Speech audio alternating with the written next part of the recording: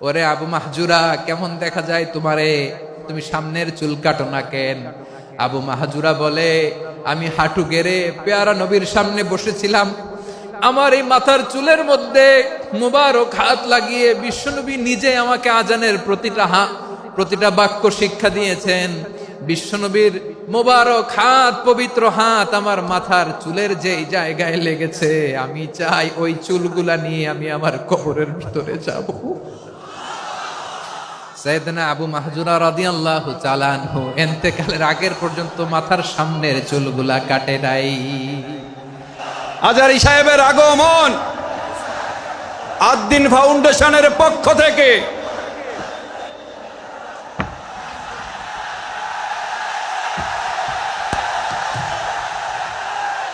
লিল্লাহে তাকবীর, লিল্লাহে তাকবীর। মিজান ভাইয়ের আগমন, শুভেচ্ছা স্বাগতম। মিজান ভাইয়ের আগমন, লিল্লাহে তাকবীর, লিল্লাহে তাকবীর। সম্মানিত হাজিরিন, আপনারা ভালো আছেন সবাই? শীতে কষ্ট হচ্ছে না? মাশাআল্লাহ। 3 দিন ব্যাপী তাফসীরুল কোরআনের প্রোগ্রামের সমাপনী রজনী আজকে। আমি খুব লম্বা সময় নিব না, এটা তো আমার বিভাগীয় প্রোগ্রাম, খুলনা বিভাগের প্রোগ্রাম পেয়ে গেছে যশোর। মাশাআল্লাহ, 9টা প্যান্ডেল আছে, এখানে ধাক্কাধাক্কির কোনো মানি হয় না। তোমরা ধাক্কাধাক্কি করবা, এই জন্য প্যান্ডেল করা হয় নাই 9টা। বসো, কোনো কথা নাই। অনেক আলোচনা হয়েছে 3 দিন ব্যাপী, দেশ বরেণ্য প্রথিতযশা ওলামায়ে হযরতের মুখে আপনারা অসংখ্য কথা শুনেছেন। আমলের জন্য এগুলোই যথেষ্ট, নতুন করে আমার বলার কিছুর দরকার নাই। নতুন করে উপস্থাপনের মতো বলার মতো আমার কাছে কিছু নাইও। যা বলার 1500 বছর আগে আল্লাহ তাআলা উম্মাকে বলে দিয়েছেন, ঠিক কিনা? এমন কিতাব দান করেছে যে কিতাবে ভুল নাই, যতই পড়ি ততই শেখা যায়। বিয়ন্ডলেস, বাউন্ডলেস, বটমলেস, কুল কিনারা নাই, কুল কিনারা বিহীন সাগর। পড়েন সুবহানাল্লাহ। আসুন এখানে আসার, বসার, এই প্রোগ্রামে অংশগ্রহণ করার উদ্দেশ্যকে, নিয়তকে আমরা খালেস করে নেই। আজকে আমরা যা শুনবো, শিখবো, আমলের নিয়তে শুনবো, ঠিক কিনা বলেন? শেষ পর্যন্ত নীরবতা বজায় রাখবো। আমি উঠবো, আপনারা উঠবেন, এর আগে ওঠা যাবে না। স্কেডিউলে একটু চেঞ্জ এসেছে, এশার সালাত হয়নি। আমার আলোচনার পরপরই আজান হবে, এশার সালাতে আমরা জামাতে অংশগ্রহণ করে একসাথে বিদায় নেব ইনশাল্লাহ। বলেন, যে টপিকটি নিয়ে আমি আপনাদের সামনে আজকে কথা বলতে চাই, টপিকটি অনেক গুরুত্বপূর্ণ। টপিকটি হচ্ছে হিউম্যান রিসোর্স ডেভেলপমেন্ট, মানব সম্পদ উন্নয়ন। কারণ আল্লাহ তাআলা আমাদের যা দেখ আর না দেখ এটা দিছে। মানুষ আর মানুষ, 18 কোটি মানুষ, ঠিক কিনা? এই 18 কোটির জনসংখ্যার দেশে বসবাস করে আমরা খুশি না বেজার? খুশি হইতে হবে, বেজার হইেন না। জাপানের খবর জানেন? তাদের গ্রোথ রেট নিচের দিকে, উল্টো। জনসংখ্যা নাই, বাচ্চা নিলে, সন্তান নিলে গভর্নমেন্ট তাদের টাকা দেয়। আমাদেরকে আল্লাহ তাআলা দয়া করে, মায়া করে এই সম্পদটা দিয়েছেন। এই মানব সম্পদকে যেন আমরা কাজে লাগাই ইনশাআল্লাহ। পড়েন সবাই। হিউম্যান রিসোর্স ডেভেলপমেন্ট অনেক জনগুরুত্বপূর্ণ বিষয়, খুব সেন্সিটিভ বিষয়, বুঝতে হবে। যশোরের স্মার্ট ছেলেরা, এই যে আমি যাদেরকে দেখতে পাচ্ছি, all are the Gen Z of Jashore. যারা জেন জি, ওরা স্মার্ট, ওরা ইশারা ইঙ্গিতে কাজ করে। এই যে পুরো গদি উল্টায় দিছে, ঠিক কিনা? 24-এর ছাত্র নাগরিক অভ্যুত্থান আমাদের দেখিয়ে দিচ্ছে কিভাবে চোখের ইশারায় গদি উল্টে দিতে হয়। তো জেনজিদের নিয়ে বসেছি, ওরা তো স্মার্ট, ওরা ডিস্টার্ব করবে না। মেহরবানি করে আমার সাথে কানেক্ট করো, 1 to 1, brain to brain, eye to eye, eye contact করো আমার সাথে। তাকাও, কষ্ট হলো আমার দিকে তাকাও, আওয়াজ করা যাবে না, আমার দিকে তাকাও। প্রিয় ভাইয়েরা, হিউম্যান রিসোর্স ডেভেলপমেন্টের ব্যাপারে কিছু কথা বলবো। এই যে আমাদের বিশাল জনসংখ্যা, এই জনসংখ্যাকে কি করে জনসম্পদে রূপান্তরিত করা যায় এ ব্যাপারে কথা বলবো। আমি সূরাতু বনী ইসরাইলের 70 নম্বর আয়াত তেলাওয়াত করেছি। এই আয়াতের আলোকে কিছু কথা আমি আপনাদের সামনে বলবো। আল্লাহ তাআলা ইরশাদ করছেন, ওয়ালাকাদ কাররামনা بني آدم وحملناهم في البر والبحر ورزقناهم من الطيبات وفضلناهم على كثير ممن خلقنا تفضيلا পড়েন আল্লাহু আকবার। রব্বুল আলামিন বলেন ওয়ালাকাদ কাররামনা বানি আদম, আমি বনি আদমকে সম্মানিত করেছি, বনি আদমকে মর্যাদা দিয়েছি। ওয়া হামালনাহুম ফিল বাররি ওয়াল বাহর, বনি আদমকে জলে স্থলে স্থলে এবং সমুদ্রে চলাচলের বাহন দিয়েছি। ওয়া রাযাকনাহুম মিনাত তাইয়্যিবাত, তাদেরকে পবিত্র রিজিকের বন্দোবস্ত করেছি। ওয়া ফাদ্দালনাহুম আলা কাসীরিম মিম্মান খালাকনা তাফদীলা, আর আমি আল্লাহ যাদেরকে সৃষ্টি করেছি তাদের মধ্য থেকে বনি আদমকে আমি শ্রেষ্ঠ বানিয়েছি। আমরা শ্রেষ্ঠ, আমরা আশরাফুল মাখলুকাত। আমরা কি এই যে এমনি চিল্লাচিল্লি করে জিজ্ঞেস করলে বলে না, আমরা আশরাফুল মাখলুকাত। আমরা কি শ্রেষ্ঠ, সবার চেয়ে সেরা। আমাদের মতো করে আল্লাহ কাউকে বানায় নাই। দুই পায়ে ভর করে শির দ্বারা এরকম স্ট্যান্ড রেখে মাথা উঁচু করে দাঁড়াতে পারে এরকম কোন প্রাণী পৃথিবীতে আছে? এজন্য আল্লাহ বলেন ওয়ালাকাদ কাররামনা বানি আদম, আমি বনি আদমকে সম্মানিত করেছি, তাদেরকে আমি মর্যাদা দিয়েছি। তাদেরকে আমি যত মর্যাদা দিয়েছি আমার কোন সৃষ্টিকে এত মর্যাদা দেই নাই। পড়েন সুবহানাল্লাহ। I have dignified the status of the sons of Adam, আদমের সব সন্তানের মর্যাদা আমি বাড়িয়েছি। আল্লাহ এখানে বলেননি ওয়ালাকাদ কাররামনাল মুমিনিন, আমি মুমিনের মর্যাদা বাড়িয়েছি, বলেছেন? আল্লাহ এখানে বলেন নাই ওয়ালাকাদ কাররামনাল মুসলিমিন, আমি মুসলিমের মর্যাদা বাড়িয়েছি। আল্লাহ বলেছেন ওয়ালাকাদ কাররামনা বানি আদম, আমি বনি আদমের সম্মান বাড়িয়েছি। হোক সে মুমিন কিংবা কাফের, মুসলিম কিংবা মুশরিক, আস্তিক কিংবা নাস্তিক, আরব কিংবা অনারব, যেই হোক না কেন আদম সন্তান সবগুলার মর্যাদা বাড়ায় দিয়েছে কে? সবার মর্যাদা আল্লাহ বাড়িয়েছে। মানুষ হিসেবে মর্যাদা। বিশ্বনবী সাল্লাল্লাহু আলাইহি ওয়াসাল্লাম ইহুদির লাশ দেখে দাঁড়িয়ে গেলেন। কার লাশ? আমার যশোরের ভাইয়েরা আওয়াজ করে বলুন, কার লাশ? ইহুদির লাশ দেখে দাঁড়ায় গেলেন। সাহাবারা বললেন ইয়া রাসূলুল্লাহ, আপনি দাঁড়ালেন যে, এটা তো ইহুদির লাশ। বিশ্বনবী বললেন আওয়ালাইসাত নাফসান, এটা কি মানুষ নয়? এটা হোক ইহুদি হোক খ্রিস্টান, এটা তো মানুষ। আমি মানুষ দেখে দাঁড়িয়েছি। আই স্যালিউট দ্য হিউম্যানিটি, আমি মানবতাকে সম্মান করেছি। পড়েন সুবহানাল্লাহ। তাহলে এই জমিনে মানুষের মর্যাদা বেশি, হোক আস্তিক হোক নাস্তিক, হোক মুমিন কিংবা কাফের। আদমের সন্তান হলে, মানুষ হলেই তার মর্যাদা বাড়িয়েছে কে? আমার কলিজার টুকরা যশোরের ভাইয়েরা, মানুষের মর্যাদা আল্লাহ এত বাড়িয়েছেন, মানুষ জীবিত থাকলেও যেমনি মর্যাদাবান, মরে গেলেও মর্যাদাবান। সুবহানাল্লাহ পড়েন। মানুষ মরে গেলে এই ডেড বডিটা কি হয়? পচে যায়, গলে যায়, মাটির সাথে মিশে যায়। তাই বলে আপনি ডেড বডির সাথে যাচ্ছে তাই করতে পারবেন না? পারবেন? কেউ যদি অন্যায় করে তাকে যদি আপনি শাস্তির আওতায় আনেন, যা মনে চায় করতে পারবেন না। তারা আগুন দিয়ে পোড়াতে পারবেন না, নাক কাটতে পারবেন না, কান কাটতে পারবেন না, অঙ্গ বিকৃতি করতে পারবেন না। কারণ মানব জাতির মর্যাদা স্বয়ং দিয়েছে কে? ডেড বডি পচে যাবে, গলে যাবে। তারপরে ইসলাম বলে না, খবরদার, এই মরা লাশটারও একটা মর্যাদা আছে না নাই? ইসলাম বলে এই লাশটা গলে যাবে, পচে যাবে, কিন্তু এটার অমর্যাদা করো না। কর্পূর দিয়ে, খেজুর পাতা দিয়ে, এটাকে ওয়ার্ম ওয়াটার দিয়ে, গরম পানি দিয়ে ধৌত করো। সাদা শুভ্র ধবধবে কাপড় দিয়ে লাশটাকে তুমি কাভার করো। তারপরে খাটিয়ার মধ্যে লাশটাকে রেখে বিশাল একটা প্রোগ্রাম করো, একটা ফিউনারাল প্রোগ্রাম করো। ওই প্রোগ্রামের ডানে বায়ে পেছনে লাশটারে রাখলে হবে না, প্রোগ্রামের একেবারে সামনটাতে তুমি লাশটাকে রাখো। সুবহানাল্লাহ। একটা ফিউনারাল প্রোগ্রাম করতে হবে, তাকে শেষ বিদায় জানাতে হবে, যেটাকে আমরা জানাজা বলি। কি বলি? জানাজা মানে মাইয়েতের জন্য দোয়া, তার জন্য দোয়া করা হয়। তাকে একটা সিস্টেমেটিক অর্ডারে কবরে রাখা হয়, সুন্দরভাবে সেটাকে কবরস্থ করা হয়, মাটি দেয়া হয়, পানি দেয়া হয়। তার মানে মরে গেলেও মানুষের সম্মান বাড়ায় দিয়েছে কে? এজন্য আল্লাহ বললেন ওয়ালাকাদ কাররামনা বানি আদম, বনি আদমের সম্মান মর্যাদা আমি আল্লাহ বাড়িয়ে দিয়েছি। মানুষের সম্মানে তুমি কখনো আঘাত করো না, ঠিক কিনা? তাহলে ভাই, প্রথম মেসেজ হচ্ছে the first and foremost message tonight to the people of জাসর। আল্লাহ বলেন, I have dignified the status of son of Adam. আমি বনি আদম সবার মর্যাদা বাড়িয়ে দিয়েছি, হোক আস্তিক নাস্তিক, হোক কাফের কিংবা মুশরিক, তার মর্যাদা বাড়াই দিছে কে? যখন বন্যা হয় আমরা ত্রাণ নিয়ে যাই, আমরা শুধু মুসলমানদেরকে ত্রাণ দেই নাকি? হ্যাঁ, আমরা মুসলমানকেও দেই, অমুসলমানকেও দেই, হিন্দুকেও দেই, বৌদ্ধকেও দেই। যেখানেই মানবতা বিপন্ন সেখানে ইসলামের হেল্পিং হ্যান্ড আছে না নাই?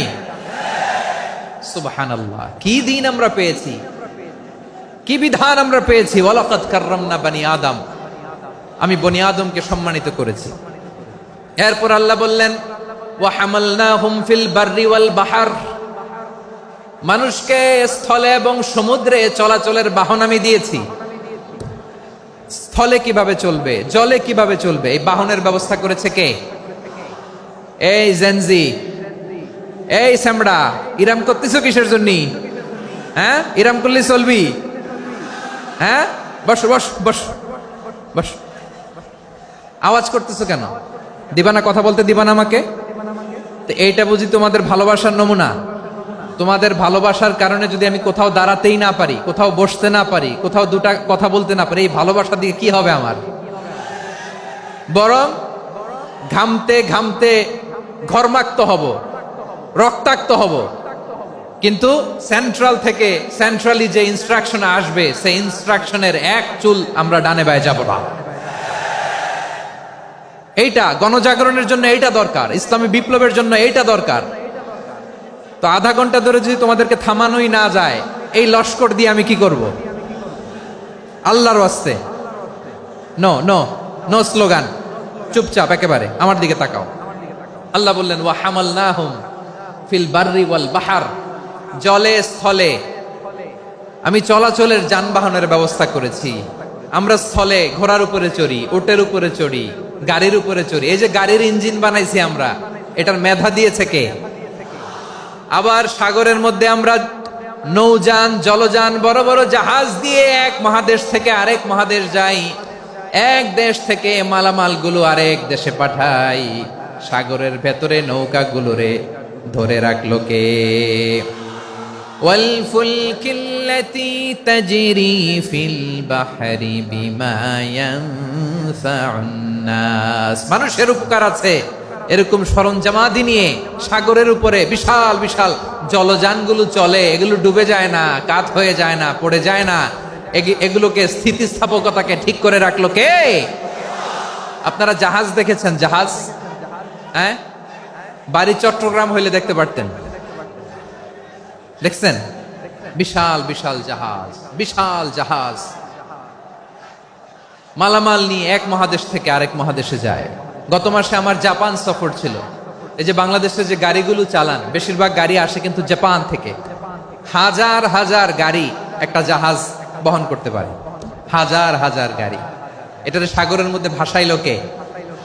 সবাই বলুন, ভাসালো কে? হাজার হাজার গাড়ি নিয়ে জাপানিজ গাড়িগুলো আমাদের চট্টগ্রামের এয়ারপোর্টের বন্দরে ভিড়ে। যুক্তরাষ্ট্রে আমি দেখেছি বিশাল বিশাল জাহাজ। আপনারা টাইটানিক জাহাজের নাম শুনেছেন? টাইটানিকেরও 8 গুণ 10 গুণ বড়। সুবহানাল্লাহ কইবেন না? টাইটানিক জাহাজের 8 গুণ 10 গুণ বড় একটা জাহাজ আছে, আইকন অফ দ্য সি, আমি দেখে এসেছি। রয়্যাল ক্যারিবিয়ান দেখে এসেছি। সাগরের সামনে জেটিতে যখন দাঁড়ালাম, জাহাজটা যখন যায়, আমার মনে হচ্ছে একটা শহর, গোটা শহর, the entire city is floating on the water. পুরো একটা শহর মনে হয় পানির উপর দিয়ে ভেসে যাচ্ছে। পড়েন সুবহানাল্লাহ। এই যে আইকন অফ দ্য সি, এই ক্রুজ, এই জাহাজটা, এটার ভিতরে স্টেডিয়াম আছে। কিসের ভিতরে স্টেডিয়াম? কথা বুঝে নাই বোধহয়। স্টেডিয়াম কিসের ভিতর? সুইমিং পুল আছে, শপিং মল আছে, রেস্টুরেন্ট আছে, ক্লাব আছে, 3000 4000 রুম বিশিষ্ট, কক্ষ বিশিষ্ট হোটেল আছে। এই সবগুলোর নিয়ে এগুলো চলে সাগরের এই দোলার মধ্যে, জলোচ্ছ্বাসের মধ্যে। এই সাগরের ভেতরে এই জাহাজগুলোর ভাষায় রাখছে কে? সূরা আর রহমানে আল্লাহ তাআলা বললেন, ওয়ালাহুল জাওয়ারিল মুনশাআতু ফিল বাহরি কাল আ'লাম ফাবিআইয়ি আলা, সবাই পড়েন ফাবিআইয়ি আলাই রাব্বিকুমা তুকাযযিবান। পাহাড় সম বড় বড় জাহাজগুলো মাল বোঝাই করে সাগরের মধ্যে ভেসে বেড়ায়, এগুলো দিয়ে মালামাল বহন করা যায়। মানুষরা এক দেশ থেকে আরেক দেশে যায়, এই জাহাজগুলোর সাগরের ভেতরে ভাসায় রাখলো কে? এই আয়াতের ভেতরে আল্লাহ তাআলা সূরাত বনী ইসরাঈলের এই চমৎকার আয়াতের ভেতরে আল্লাহ তাআলা বেসিক্যালি মানব জাতির প্রতি তার 4টি স্পেশাল অনুগ্রহের কথা বলেছেন। কয়টি? 2টা বলে ফেলছি। 1 নাম্বার ওয়ালাকাদ কাররামনা বানি আদম, আমি বনি আদমের সম্মান বাড়াইছি। নাকি মুসলমানদের? নাকি মুসল্লিদের? কার সম্মান বাড়িয়েছি? বনি আদমের। তাহলে human dignity, the first part of the verse talks about the human dignity. 2 number অংশ আল্লাহ তাআলা বললেন ওয়া হামালনাহুম ফিল বাররি ওয়াল বাহর, স্থলে এবং সমুদ্রে আমি তাদের জন্য চলাচলের বাহন দিয়েছি। সুবহানাল্লাহ। তার মানে smooth movement on land and sea, জলে এবং স্থলে যাতে আমরা স্মুথলি মুভ করতে পারি আল্লাহ তাআলা দিয়েছেন। 3 নম্বরে আল্লাহ তাআলা বললেন ওয়া রাযাকনাহুম মিনাত তাইয়্যিবাত, মানুষের জন্য আমি পবিত্র রিজিকের ব্যবস্থা করেছি। জলে এবং স্থলে যত প্রাণী আছে সবগুলা প্রাণীকে রিজিক দেয় কে? আমাদেরকে রিজিক দেয় কে? সাগরের মাছগুলোকে, বড় বড় তিমি মাছগুলোরে রিজিক দেয় কে? বাতাসের মধ্যে ভেসে বেড়ানো বড় বড় পাখিগুলো, স্ক্যান্ডিনেভিয়ান কান্ট্রি থেকে লক্ষ লক্ষ কোটি কোটি পাখিগুলো যে এক দেশ থেকে আরেক দেশে ট্রান্সফার হয়, এগুলোর রিজিক দেয় কে? রব্বুল আলামিন বলেন ওয়ামা মিন দাব্বাতিন ফিল আরদি ইল্লা আলাল্লাহি রিজকুহা ওয়া ইয়ালামু মুস্তাকাররাহা ওয়া মুস্তাওদাআহা কুল্লুম ফি কিতাবিম মুবিন। আল্লাহু আকবার। রব্বুল আলামিন বলেন ভূপৃষ্ঠে বিচরণশীল যত প্রাণী আছে সব প্রাণীগুলোকে আমি আল্লাহ আমার নিজের কুদরতে রিজিকের বন্দোবস্ত করি। এই প্রাণীগুলো কোথায় থাকে, কোথায় যায়, সব জায়গায় আমি রিজিক পৌঁছে দেই। রিজিক কেউ দিতে পারে না, রিজিকের মালিক কে? রিজিকের মালিক তিনি আল্লাহ। এজন্য আল্লাহ তাআলা বললেন ওয়া রাযাকনাহুম মিনাত তাইয়্যিবাত। এরপর আল্লাহ বললেন ওয়া ফাদ্দালনাহুম আলা কাসীরিম মিম্মান খালাকনা তাফদীলা। আমি যত প্রাণী সৃষ্টি করেছি সকল প্রাণীর মধ্যে মানুষের মর্যাদা শ্রেষ্ঠত্ব আমি দিয়েছি। সুবহানাল্লাহ পড়েন। তাহলে 1 নম্বরে আল্লাহ বললেন আমি বনি আদমের মর্যাদা বাড়ালাম। এরপরে বললেন স্থলে এবং সমুদ্রে চলাচলের জন্য যানবাহন দিলাম। 3 নম্বরে আল্লাহ বললেন পবিত্র রিজিকের ব্যবস্থা করে দিলাম। এরপরে আল্লাহ বললেন যত প্রাণী আছে, সৃষ্টি আছে, সবগুলার উপরে আমি মানুষকে শ্রেষ্ঠত্ব দিলাম। সুবহানাল্লাহ। তাহলে সবচেয়ে বেশি শ্রেষ্ঠত্ব মানুষের। কার? মানুষের। শুধু তাই নয় প্রিয় ভাইরা, আকাশ এবং জমিনে যা কিছু আছে সবকিছু মানুষের জন্য, মানুষের কল্যাণে, মানুষের প্রয়োজনে, মানুষের বশীভূত করে সৃষ্টি করেছেন কে? রব্বুল আলামিন বলেন হুয়াল্লাযী খালাকা লাকুম মা ফিল আরদি জামিআ। এই জমিনের মধ্যে যা কিছু আমি আল্লাহ সৃষ্টি করেছি সব কিছু আমি মানুষের জন্য সৃষ্টি করেছি। পড়েন সুবহানাল্লাহ। হুয়াল্লাযী খালাকা লাকুম মা ফিল আরদি জামিআ, যা আছে সব আমাদের জন্য, সব আমাদেরকে সার্ভিস দেওয়ার জন্য, আমাদের উপকারের জন্য, আমাদের কল্যাণের জন্য। আওয়াজ করে সবাই পড়ুন আল্লাহু আকবার। অন্য আয়াতে আল্লাহ বললেন ওয়াসাখখারা লাকুম মা ফিস সামাওয়াতি ওয়া মা ফিল আরদি জামিআম মিন ইন্না ফি যালিকা লাআয়াতিন লিকাউমিন ইয়াতাফাক্কারুন। প্রথমে আয়াতে আল্লাহ বললেন জমিনে যা আছে সব তোমাদের কল্যাণে আমি সৃষ্টি করলাম। এরপরে আল্লাহ বললেন, আকাশেও যা আছে সব তোমাদের জন্য সৃষ্টি করলাম, তোমাদের অনুগত বানায় দিলাম। পড়েন সুবহানাল্লাহ। মানুষের কি ব্রেইন দেখেন, মানুষ জমিন ছেড়ে আকাশে চলে যায়। পাখি দেখে মানুষের শখ হলো, পাখি যেহেতু উঠতে পারে আমরাও পারবো। অরবিল রাইট, উইলবার রাইট, দুই ভাই মিলে আঁকাঝোঁকা করতে করতে করতে করতে প্লেন বানায় ফেললো। কোন সুবহানাল্লাহ। এখন পাখিও ওরে, আমরাও ওরি। এরপরেই মানুষের কৌতূহল থামে না এখানে, মানুষ চলে গিয়েছে চাঁদে। কোথায় গেছে? এখন কিন্তু চাঁদে জমি বিক্রি হয় জানেন। পৃথিবী নিয়ে মারামারি শেষ, রাশিয়া আমেরিকা এখন ধরছে চাঁদ আর মঙ্গল গ্রহ।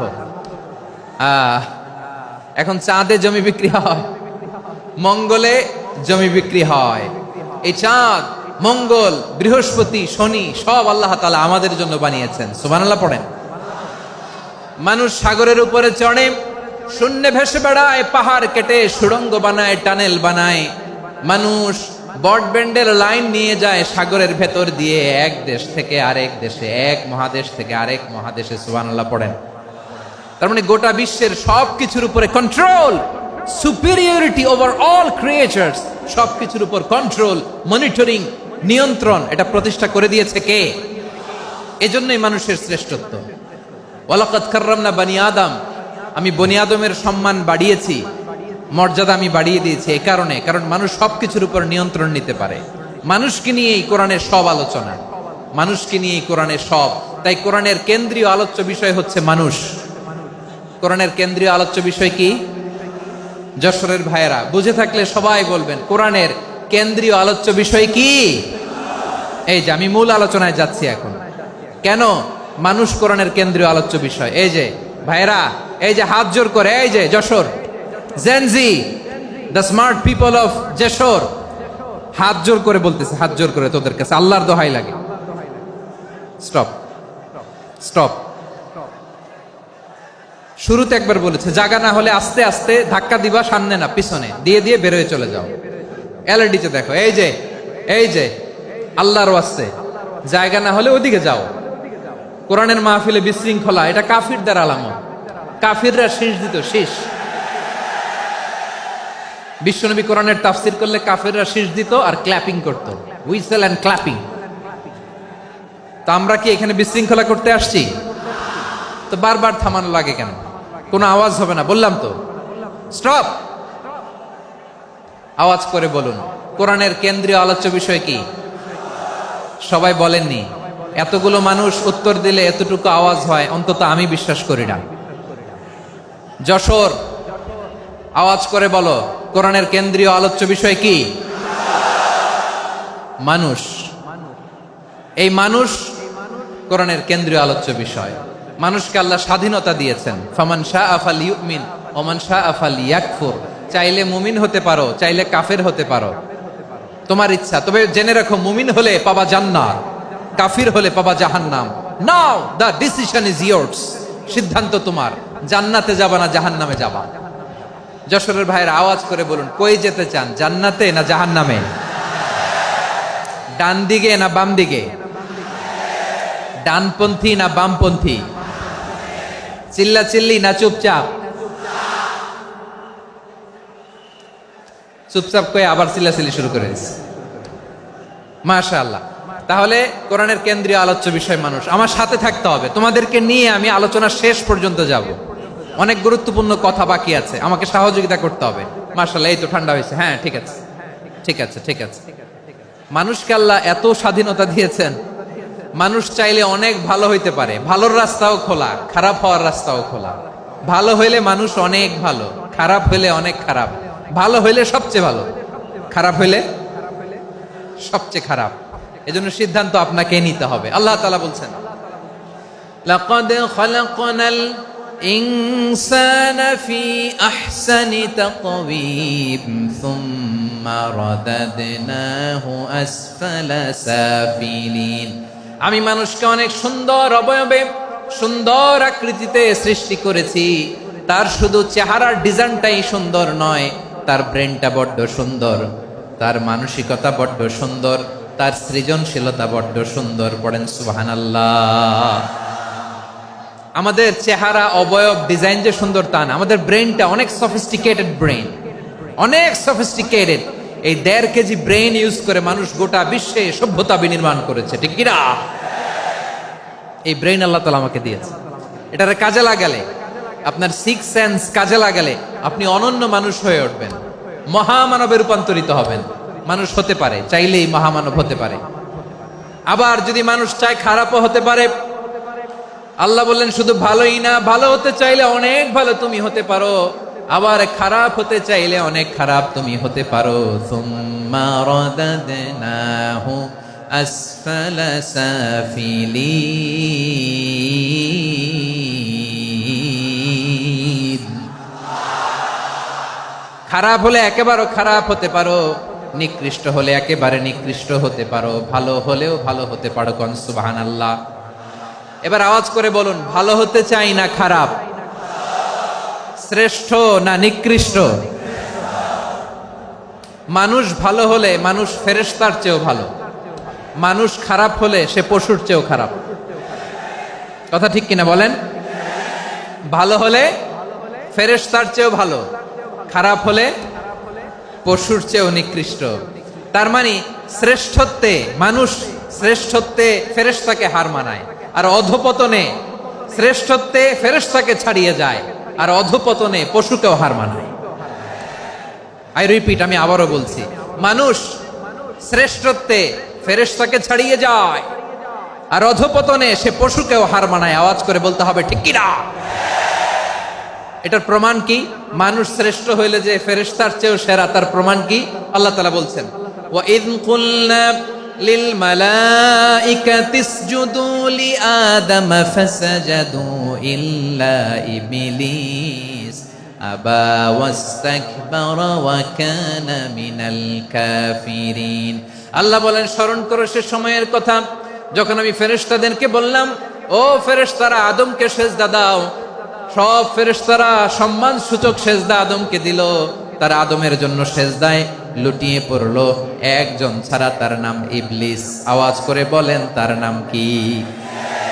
সে অহংকার প্রদর্শন করলো, সে কাফের হয়ে গেল, বাকি সব ফেরেশতারা সেজদা দিল। সুবহানাল্লাহ। আবার আদম আলাইহিস সালামকে আল্লাহ জিজ্ঞেস করলেন, সব বলে দিল উত্তর, কিন্তু ফেরেশতাদেরকে একই প্রশ্ন জিজ্ঞেস করলেন, তারা উত্তর করতে পারে নাই। তার মানে এর মধ্য দিয়ে প্রমাণিত হয়, মানুষ ভালো হলে ফেরেশতার চেয়েও ভালো, ফেরেশতার চেয়েও মানুষের মর্যাদা বাড়িয়ে দিয়েছে কে? সব নূরের ফেরেশতা যখন মাটির আদমকে সেজদা দেয়, এটা প্রমাণ করে ফেরেশতার চেয়েও মানুষের মর্যাদা বাড়িয়ে দিয়েছে কে? তুমি মাটির আদমকে প্রথম সৃষ্টি করিয়া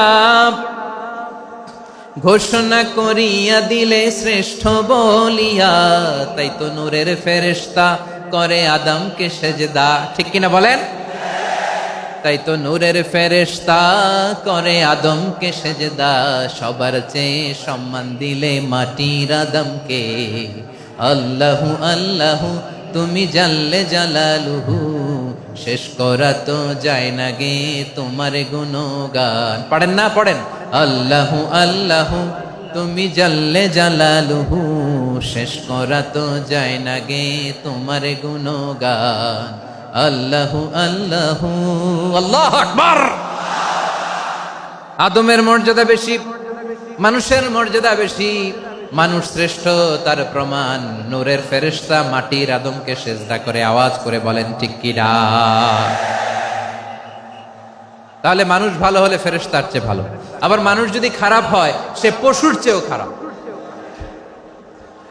অধপতনে পশুত্বকে হার মানায়। তার প্রমাণ, তার প্রমাণ কি? তার প্রমাণ হচ্ছে যশোরের ভাইরা দেখবেন পত্রিকায় নিউজ পেপারে মাঝে মাঝে এরকম দেখা যায়, এক মানুষ আরেক মানুষকে হত্যা করে 20 টুকরা করে বস্তার ভিতরে ভরেছে। আপনারা এই নিউজ পড়েন নাই না? দেখেন নাই? দেখছেন? মানুষ মানুষকে হত্যা করে কয় টুকরা? জোরে বলেন। এখানেই ক্ষান্ত হয় না, আবার কোথায় ভরছে? বস্তার ভেতরে। আচ্ছা, বুঝে থাকলে আওয়াজ করে বলেন, কোনদিন শুনছেন একটা হাতি আর একটা হাতিকে হত্যা করে 20 টুকরা করছে, এরপরে বস্তার ভিতরে ভরছে?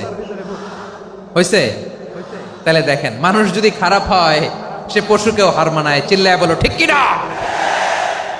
এমনও দুশ্চরিত্র মানুষ আছে যার যার নজর থেকে 6 মাসের ছোট্ট মেয়ে থেকে শুরু করে 80 বছরের বৃদ্ধারাও নিরাপদ নয়। পশুকেও হার মানে। মানুষের ঘর জ্বালিয়ে পুড়ে মেসাকার করে দেয়, জনপদের পর জনপদ জ্বালায় দেয়, এরকম আছে না নাই? বোমা মেরে শহরগুলো উড়িয়ে দেয়। এই যে ইসরায়েল গাজার মধ্যে যে অ্যাটাক করেছে, এরা মসজিদ মানে নাই, মসজিদে বম ফেলেছে। এরা খ্রিস্টানদের চার্চ গির্জা মানে নাই, গির্জায় বম ফেলেছে। পৃথিবীর ইতিহাসে never happened in the history of the world that someone bombed on a hospital, on an ICU center. এমন হাসপাতাল যেখানে আইসিইউর রোগীরা আছে, ওই হাসপাতালের উপরও ইসরায়েলি সৈনিকেরা বোমা মেরেছে। জোরে বলেন ঠিক কিনা? এরা মানুষ? আওয়াজ করে বলেন, এরা মানুষ না। প্রিয় ভাইয়েরা, চোখ কান নাক মুখ থাকলেই মানুষ না। যা সামনে দেখেন এগুলো সব মানুষ না, এগুলো জনসংখ্যা। এগুলো কি? সবাই বলুন, এগুলো কি? বাড়ছে জনসংখ্যা, কমছে মানুষ। বাড়ছে জনসংখ্যা, কমছে। এই দুনিয়া এখন তো আর সেই দুনিয়া নাই, মানুষ নামের মানুষ আছে, দুনিয়া বোঝাই, সেই মানুষের ভিড়ে আমার আসল মানুষ নাই। ঠিক কিনা? আসল মানুষের বড্ড অভাব, আসল মানুষের বড্ড অভাব। আমার ভাইয়েরা, মানুষ খারাপ হলে পশুকেও হার মানায়। আচ্ছা, আওয়াজ করে বলেন, এই যশোরের ছেলেরা এদিক তাকাও, আওয়াজ করে বলো, যে ইসরায়েলি সোলজাররা উপর থেকে বোমা মারলো, তারাও মানুষ? তারাও কি? ওরাও রক্তে মাংসে মানুষ, ওদেরও পরিবার আছে। বোমা মেরে যেই মেয়েটাকে তারা অনাথ বানায়, ইয়াতিম বানায়, ও কিন্তু বাসায় ওর মেয়েটাকে রেখে আসছে। ঠিক কিনা বলেন? বম্বিং করে যে বাবাকে মেরে, স্বামীকে মেরে স্ত্রীকে বিধবা বানায়, তারও ঘরে স্ত্রী আছে। উপর থেকে বম মেরে মানুষ মেরে দিচ্ছে, তারাও মানুষ। 1945 সালের 6ই আগস্ট আমেরিকান সোলজাররা হিরোশিমায় বম মেরেছে। আমি নিজে দেখে এসেছি জাপানের হিরোশিমাতে। সকাল 8:15 মানুষ কেউ অফিসে যাচ্ছিল, কেউ খেতে খামারে কাজ করতে যাচ্ছিল। লিটল বয় নামে একটা বোম মেরেছে তারা। এই বোমের আঘাতে, পারমাণবিক এই বোমার রেডিয়েশনে আঘাতে বোম ব্লাস্ট হওয়ার পরে মুহূর্তের মধ্যে 1,40,000 নাই। উপর থেকে যারা মারতেছে এরাও মানুষ, যাদেরকে মারলো তারাও। তার মানে মানুষে মানুষে পার্থক্য আছে না? নেই? মানুষে মানুষে পার্থক্য আছে। নাক কান চোখ মুখ থাকলেই মানুষ নয়। বাড়ছে জনসংখ্যা, কমছে মানুষ। চিল্লায় বলো ঠিক কিনা? তাহলে আমরা বুঝলাম, মানুষ ভালো হলে অনেক ভালো, খারাপ হলে অনেক খারাপ। ও আমার কলিজার টুকরা যশোরের ভাইয়েরা, আসুন না 3 দিন ব্যাপী এই তাফসিরুল কোরআনের ঐতিহাসিক প্রোগ্রাম থেকে আমরা সিদ্ধান্ত নেই, আমরা ভালো মানুষ হব নাকি খারাপ মানুষ হব। কলিজা থেকে, প্রাণ থেকে আওয়াজ করে সবাই বলুন, ভালো মানুষ নাকি খারাপ মানুষ? ভালো মানুষ হইতে হবে।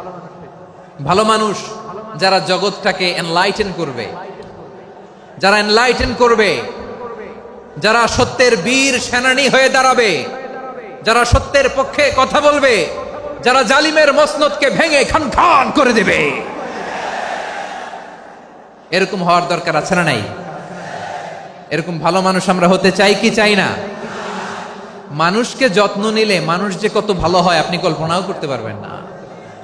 এই যে আপনাদের যশোরে যে ভালো ছেলেগুলো আছে, যে ভালো তরুণগুলো আছে, যে যুবকগুলো আছে, যে ভালো আলেমরা আছে, ভালো নেতারা আছে, সবাই যদি তাদের মতো হতো, পুরো যশোরটা একটা জান্নাতের টুকরা হয়ে যেত। আওয়াজ করে বলেন ঠিক কিনা? মানুষকে নার্চারিং করলে, মানুষকে পলিশ করলে, মানুষকে গ্রুমিং করলে, মানুষকে সঠিক তারবিয়া দিলে মানুষ অনন্য হয়ে ওঠে। প্রতিটি মানুষ অনন্য। আমি অনন্য, আপনি অনন্য, আমরা সবাই অনন্য। সুবহানাল্লাহ বলেন। মানুষকে আল্লাহ তাআলা দিয়েছেন অসীম ক্ষমতা, অসীম ক্ষমতা। সুবহানাল্লাহ। একটা মানুষ পারে না এমন কিছু নাই। একটা মানুষ পারেন এমন কিছু নাই, বিশ্বাস করতে হবে মানুষ যা কল্পনা করতে পারে ওইটা মানুষ করে দেখাতে পারে। যশোরের ভাইয়ের আই রিপিট, আমি আবারও বলছি, এই চিল্লাচিল্লি করলে আমার এই গুরুত্বপূর্ণ কথা তোমরা মিস করবা। আমরা যখন আমার পিতার পৃষ্ঠদেশে ছিলাম, পিতার পৃষ্ঠদেশ থেকে শুক্রাণু যখন মায়ের গর্ভদেশে যেয়ে পড়ে, কতটা শুক্রাণু ভ্রমণ শুরু করে জানো? 20 কোটি শুক্রাণু। একবার সিমেন আউট হলে সেখানে 20 কোটি শুক্রাণু থাকে, ভ্রমণ শুরু করে।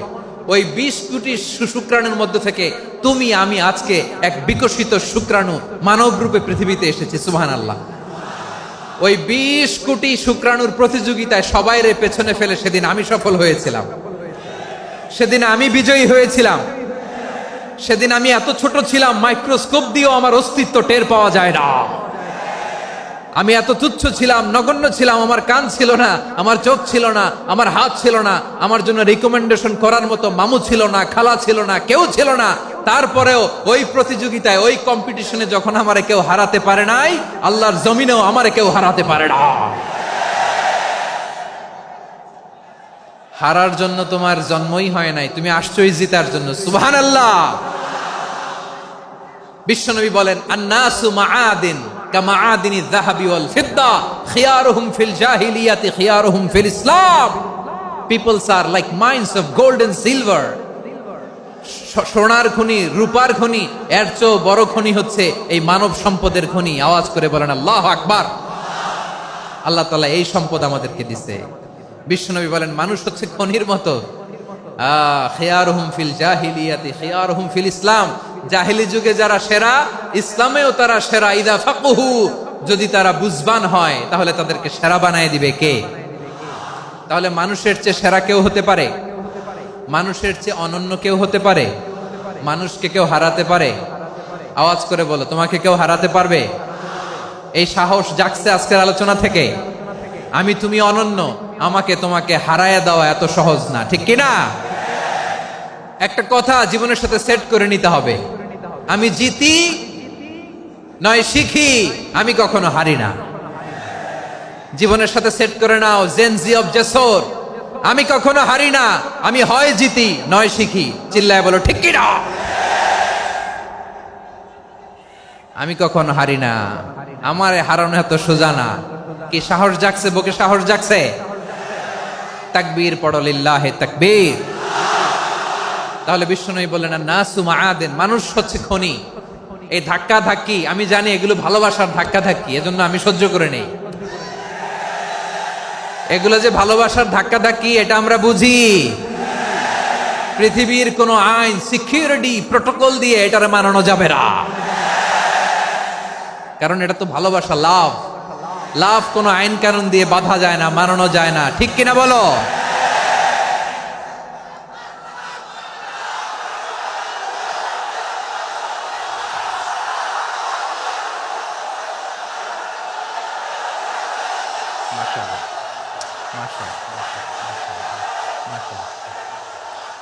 ঠিক আছে, বসুন বসুন বসুন।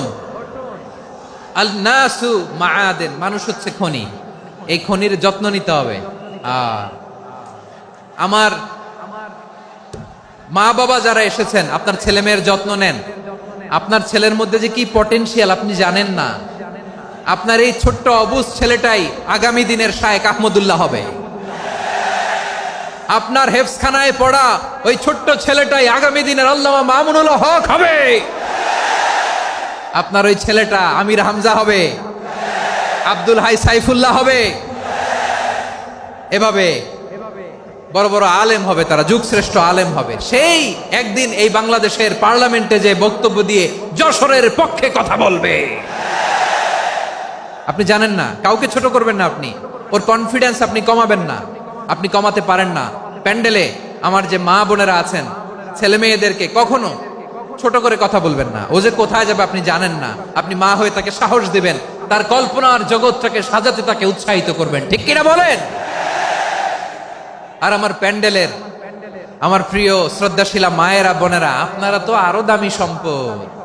বিশ্বনবী বলেন, আর দুনিয়া কুল্লুহা মাতা। আল্লাহ আল্লাহ আল্লাহ, বিশ্বনবীর কথার ওজন দেখেন, আর দুনিয়া কুল্লুহা মাতা ওয়া খায়রু মাতা'আদ দুনিয়াল মারআতুস সালিহা। বিশ্বনবী বলেন, দুনিয়ায় যা দেখো সব আল্লাহর দেওয়া অ্যাসেট, মানে সম্পদ। আর এত অ্যাসেটের ভিড়ে সবচাইতে শ্রেষ্ঠ সম্পদ হচ্ছে নেককার নারী।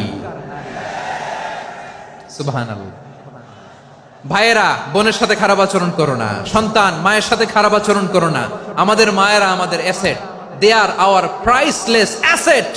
কারণ এই মায়েদের পেটে এসেছে আল্লাহর ওলিরা, এই মায়েদের পেটে এসেছে খান জাহান আলী, এই মায়ের পেটে এসেছে শাহজালাল ইয়ামানি, এই মায়ের পেটে এসেছে আল্লাহর সব নবীরা। নাকি নবীরা আকাশ থেকে ধপ করে জমিনে নেমে আসছে? মায়ের পেটে আসছে। এই মায়ের পেটগুলো খনি। আমার সম্মানিতা মায়েরা, বোনেরা, নিজেকে ইসলাম দিয়ে সাজান, নিজেকে ইসলাম দিয়ে সাজান, নিজেকে পবিত্র রাখুন, নিজের আব্রু ইমান ইজ্জতের হেফাজত করুন, কোরআন পড়ুন, সুন্নাহ পড়ুন। আপনি জানেন না আপনার গর্ভে কে আসছে, কোন ক্ষণজন্মা পুরুষকে আল্লাহ তাআলা আপনার গর্ভে পাঠাবে আপনি জানেন না। মায়েরা, নিজেদেরকে পবিত্র রাখুন, ইসলাম চর্চা করুন, কোরআন চর্চা করুন, নৈতিকতা দিয়ে নিজেকে সাজান। যশোরের জেনজি, নিজেদেরকে প্রস্তুত রাখো আগামীর বাংলাদেশের জন্য।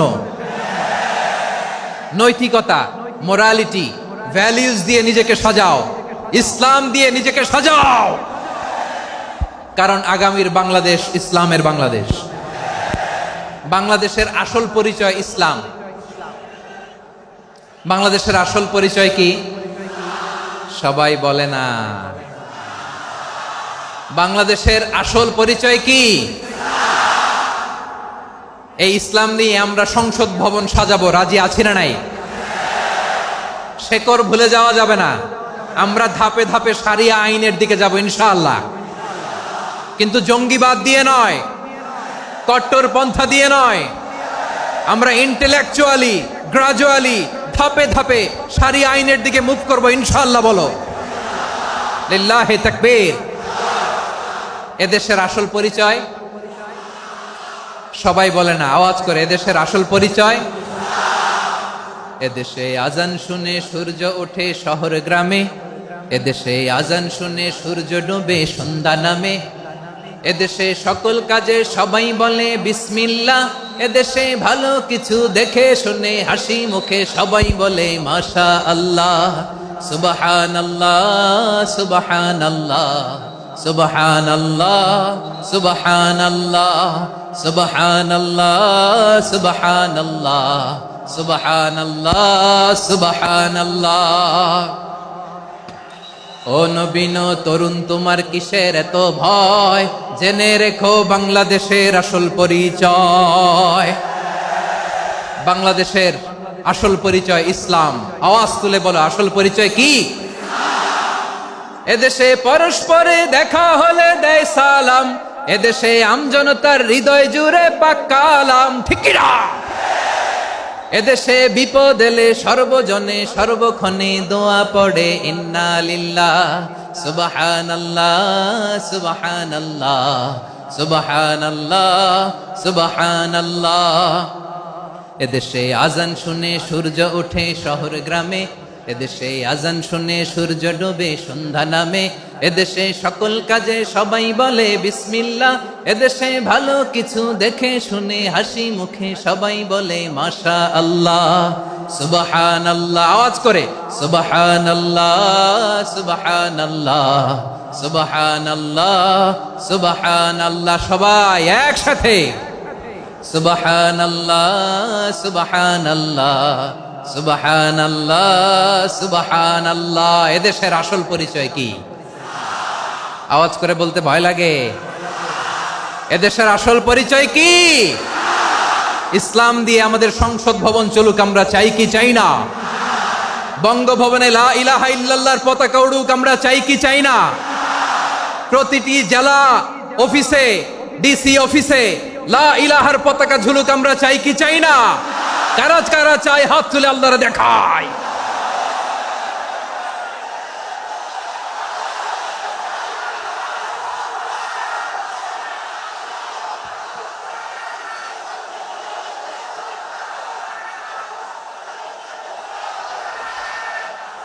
মাশাআল্লাহ, মাশাআল্লাহ, মাশাআল্লাহ, মাশাআল্লাহ। যশোর, আওয়াজ করে বলো, ভালো মানুষ না খারাপ মানুষ? বুঝে বলছো তো? মানুষ ভালো হলে যে কত ভালো। এই মানুষকে যত্ন নিলে, মানুষকে মানুষ বানালে যে সে কি হতে পারে শুনবা? হ্যাঁ, নাকি মোনাজাত দিয়ে দিব? শুনবা? তাহলে থামতে হবে। থামো, আমি যখন বলবো থামো থামো, তাকবীরের সময় দিলে তাকবীর। থামো থামো। মানুষকে যত্ন নিলে, এই এদিকে এদিকে, ড্রোন নামায় ফেলো। হয়েছে, ড্রোনের ফুটেজ হয়ে গেছে, এবার ড্রোন নামায় ফেলো। আমার দিকে তাকাও। মানুষকে, তোমরা এদিক সেদিক তাকালে তো গুরুত্বপূর্ণ পয়েন্ট মিস হয়ে যাবে। এদিকে এদিকে, হ্যাঁ মাস, ঠিক আছে, এদিকে। মানুষকে যত্ন নিলে মানুষের মধ্যে যারা কি পটেনশিয়াল রেখেছে। আমি জাপানের দুইটা উদাহরণ দেই। জাপানের, এই এই এভাবে এভাবে হবে, হয় বসো নয় পেছনে, কথা নাই, কথা তো বলাই যাবে না, হারাম কথা বলা। আজকে একেবারে চুপ, আজকের জন্য হারাম করে দিছে আমি, এই কিছু সময়ের জন্য একেবারে নিষিদ্ধ। জাপানের দুইটা উদাহরণ দেই, খেয়াল করে একটু শুনেন, বুঝবেন। আল্লাহ, 2022 সালে জাপানের সাথে জার্মানির খেলা, ফিফা ওয়ার্ল্ড কাপ 2022। এক পক্ষে জাপান, আরেক পক্ষে কোন দেশ? কথা শুনে নাই। এক পক্ষে কোন দেশ, আরেক পক্ষে সবাই। এক পক্ষে, আরেক পক্ষে। ওই খেলায় জিতেছিল জাপান, জিতেছিল 22 সালের এই ফিফা ওয়ার্ল্ড কাপে। জাপান ফুটবল খেলায় জিতে, as a part of their celebration, তারা খেলার পরে পুরো স্টেডিয়ামটারে ক্লিন করে। The fan base of Japan, লক্ষ লক্ষ মানুষ খেলা দেখতে যায়, তো এত ডাস্টবিনও তো নাই। তো যারা ডাস্টবিনে জায়গা পায় নাই, তারা এই যে চকলেটের প্যাকেট, পানির বোতল, চিপসের প্যাকেট, তারা এদিকে সেদিকে রেখে দিয়েছে। জাপানের ভক্তরা, জাপানের ফলোয়াররা, as a part of their celebration, তারা খেলার পরে পুরো স্টেডিয়ামের সব ময়লা আবর্জনা ক্লিন করে তারপরে বিদায় নিয়েছে। তাদেরকে কি ক্লিন করার দায়িত্ব দেয়া হয়েছিল? এই যশোর, জাপানের যে ছেলেরা খেলা দেখতে গেছিল, ওদেরকে কি ক্লিন করার দায়িত্ব দিছিল? তারা কি স্টেডিয়ামের পরিচ্ছন্নতা কর্মী? তাদের আকল, তাদের সিক্স সেন্স তাদেরকে বলেছে। ছোটবেলা থেকে জাপান গভর্নমেন্ট ওদেরকে এত পরিচ্ছন্নতা শেখায়, ক্লিনলিনেস অ্যাওয়ারনেস ক্যাম্পেইন করায়। ক্লাসে আমি দেখেছি, ক্লাসে নিজের বেঞ্চ নিজে মুছে, ক্লাসের মাঝখানে একটা সময় দেয়, নিজের টেবিল নিজে মুছে, নিজের ক্লাসরুমটা নিজে পরিষ্কার করে। রাস্তাঘাটে একটা ধুলা নাই, ময়লা নাই, একটা টিস্যু নাই। খেলার পরে গোটা বিশ্বকে তাক লাগিয়ে দিয়েছে। জাপানের ফ্যানরা সবার রেখে যাওয়া গার্বেজ, টিস্যু, বোতল পরিষ্কার করে তারপরে স্টেডিয়াম থেকে বিদায় নিয়েছে। আমরা কেন এমন হইতে পারলাম না? আমরা কেন এমন হইতে পারলাম না? জাপানের যারা এগুলো করছে, ওদের 3টা করে চোখ না? চোখ তো 3টা, জাপানো লাগো, জাপানো লাগো। হাত তো 4টা, কান তো 6টা। হ্যাঁ, নাকি আমার মতো 2 হাত 2 কানওয়ালা মানুষ? চোখে দেখলে ওটা মানুষ না। চিন্তা করছেন? তার মানে জাপানিজদেরকে যে গ্রুমিং করে শিখানোর মাধ্যমে পরিচ্ছন্ন বানানো গেছে। ওরা যেমনি মানুষ, আমরাও মানুষ। আমাদের সন্তানদেরকে শেখালে তারাও পারবে। পারবে কিনা? 2 নম্বর উদাহরণ বলি। চট্টগ্রাম ফেনীতে যারা গিয়েছেন, মেঘনা গোমতী ব্রিজ প্রকল্প নাম শুনছেন? মেঘনা একটা ব্রিজ পার হওয়া লাগে। এই মেঘনা গোমতী, এখানে 3টা ব্রিজ, কাঁচপুর সহ, এই 3টা ব্রিজের নির্মাণ কাজ, রেনোভেশনের কাজ দেয়া হয়েছিল জাপানের একটা কোম্পানিকে। কাকে? জাপানের কোম্পানির নির্মাণ শেষে 738 কোটি টাকা বেঁচে গেছিল। এটা গভর্নমেন্টের হাতে দিয়ে তারা বিদায় নিয়েছে। কত টাকা? 738 কোটি টাকা। যত প্রাক্কলিত ব্যয় নির্ধারণ করা হয়েছে, সব টাকা সরকার, তৎকালীন সরকার, 2019-এর সরকার, কারা ছিল তো জানেন? এই 2019-এর সরকার তাদেরকে দিয়েছে। তারা রিনোভেশন নির্মাণ শেষে 738 কোটি টাকা অতিরিক্ত বেঁচে গেছিল। এটা আবার গভর্নমেন্টের হাতে বুঝাই দিয়ে তারা বিদায় নিচ্ছে। আমরা কেন এমন হইতে পারলাম না? জাপানের ওরাও মানুষ, আমরাও মানুষ। তার মানে মানুষে মানুষে পার্থক্য আছে না নাই? আচ্ছা, জাপানের 2টা উদাহরণ দিলাম, এবার আমার দেশের 2টা উদাহরণ দিব না? বাংলাদেশের দুটা উদাহরণ দেয়। 1 নম্বর উদাহরণ, গত সপ্তাহে আপনারা জানেন কক্সবাজার আমার একটা প্রোগ্রাম ছিল, তো হেলিকপ্টারে গিয়েছিলাম। ফেনী জেলা যখন পার হচ্ছি আমি দেখলাম 3টা উইন্ড মিল চিনেন তো, বিশাল পিলার, 3টা-4টা পাখা থাকে, বায়ু বিদ্যুৎ কেন্দ্র, বাংলাদেশের প্রথম বায়ু বিদ্যুৎ কেন্দ্র এটা, মুহুরী প্রজেক্ট বলে এটা সম্ভবত, মুহুরী প্রজেক্ট। তো সাগরের বাতাসের ঝাপটায় এটা ঘুরে এনার্জি হয়, ইলেকট্রিসিটি উৎপাদন হয়।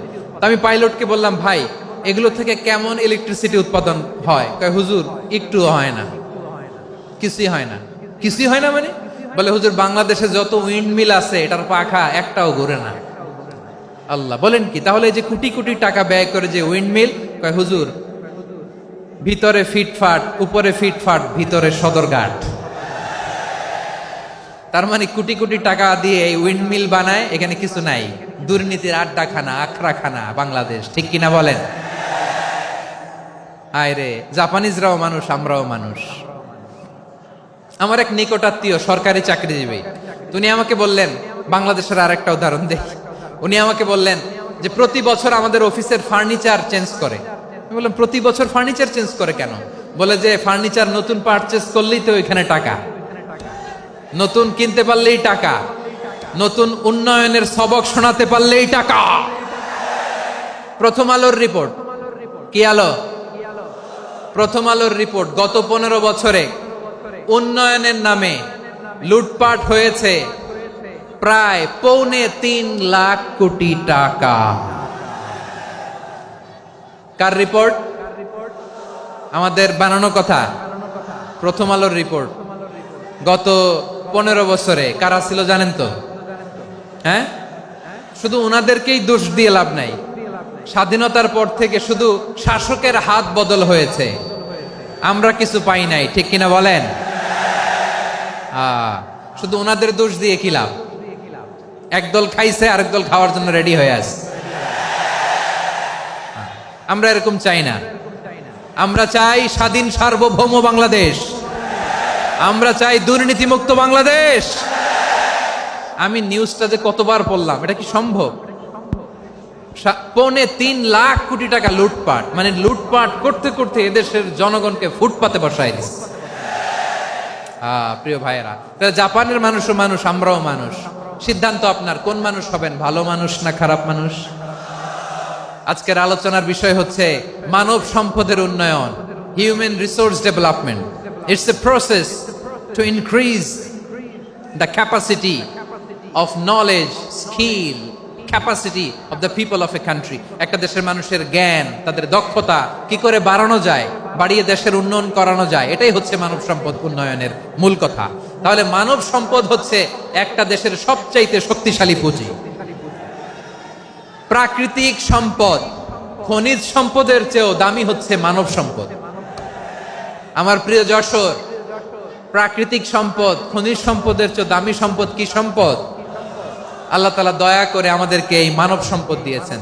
আসুন আমাদের এই মানুষগুলোকে আমরা সোনার মানুষ বানাই। রাজি আছেন তো সবাই? রাজি আছেন? মানুষ পারে না এমন কোনো কিছু নাই, চাইলে সব পারে। এজন্য মানুষকে তারবিয়া দিতে হবে, যথাযথভাবে তাদেরকে গড়তে হবে। আসুন আমরা সিরাতের আয়নায় বিশ্বনবীর জীবনী থেকে দেখি তিনি কিভাবে হিউম্যান রিসোর্সকে ম্যানেজ করতেন। যদি আপনাদের সময় হয়, 2-1টা উদাহরণ দিয়ে আজকে আমি আমার আলোচনার বিদায় নিব। হবে সময় হবে কয়েক মিনিট? হ্যাঁ, শান্ত থাকবেন তো? শান্ত থাকবা? হ্যাঁ, ঠিক আছে। এই ধাক্কার মধ্যে ঢুকছে, এবার মজা বুঝতেছো তো? হ্যাঁ, মানা করছিলাম না? ঠিক আছে, টের পাও। হ্যাঁ, ঠিক আছে। যে আওয়াজ করবে আমি ওকে দেখতেছি, কে কে আওয়াজ করে দেখতেছি। শেষ কথা, শেষের দিকে চলে আসছি।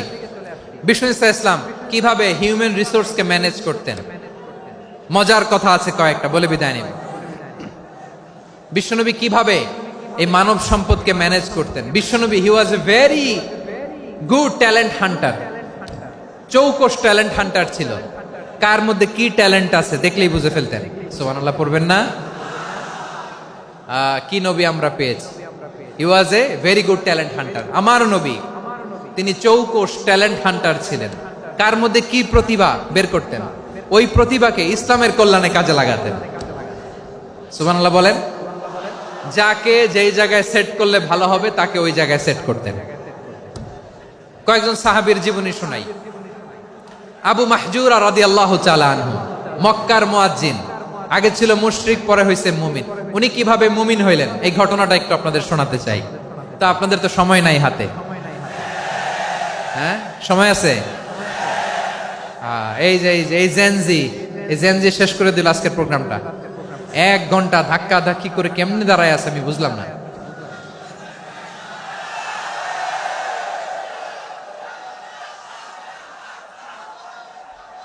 না না তাকবিন না, চুপ করতে হবে। What I need you stop, just shut up, চুপ।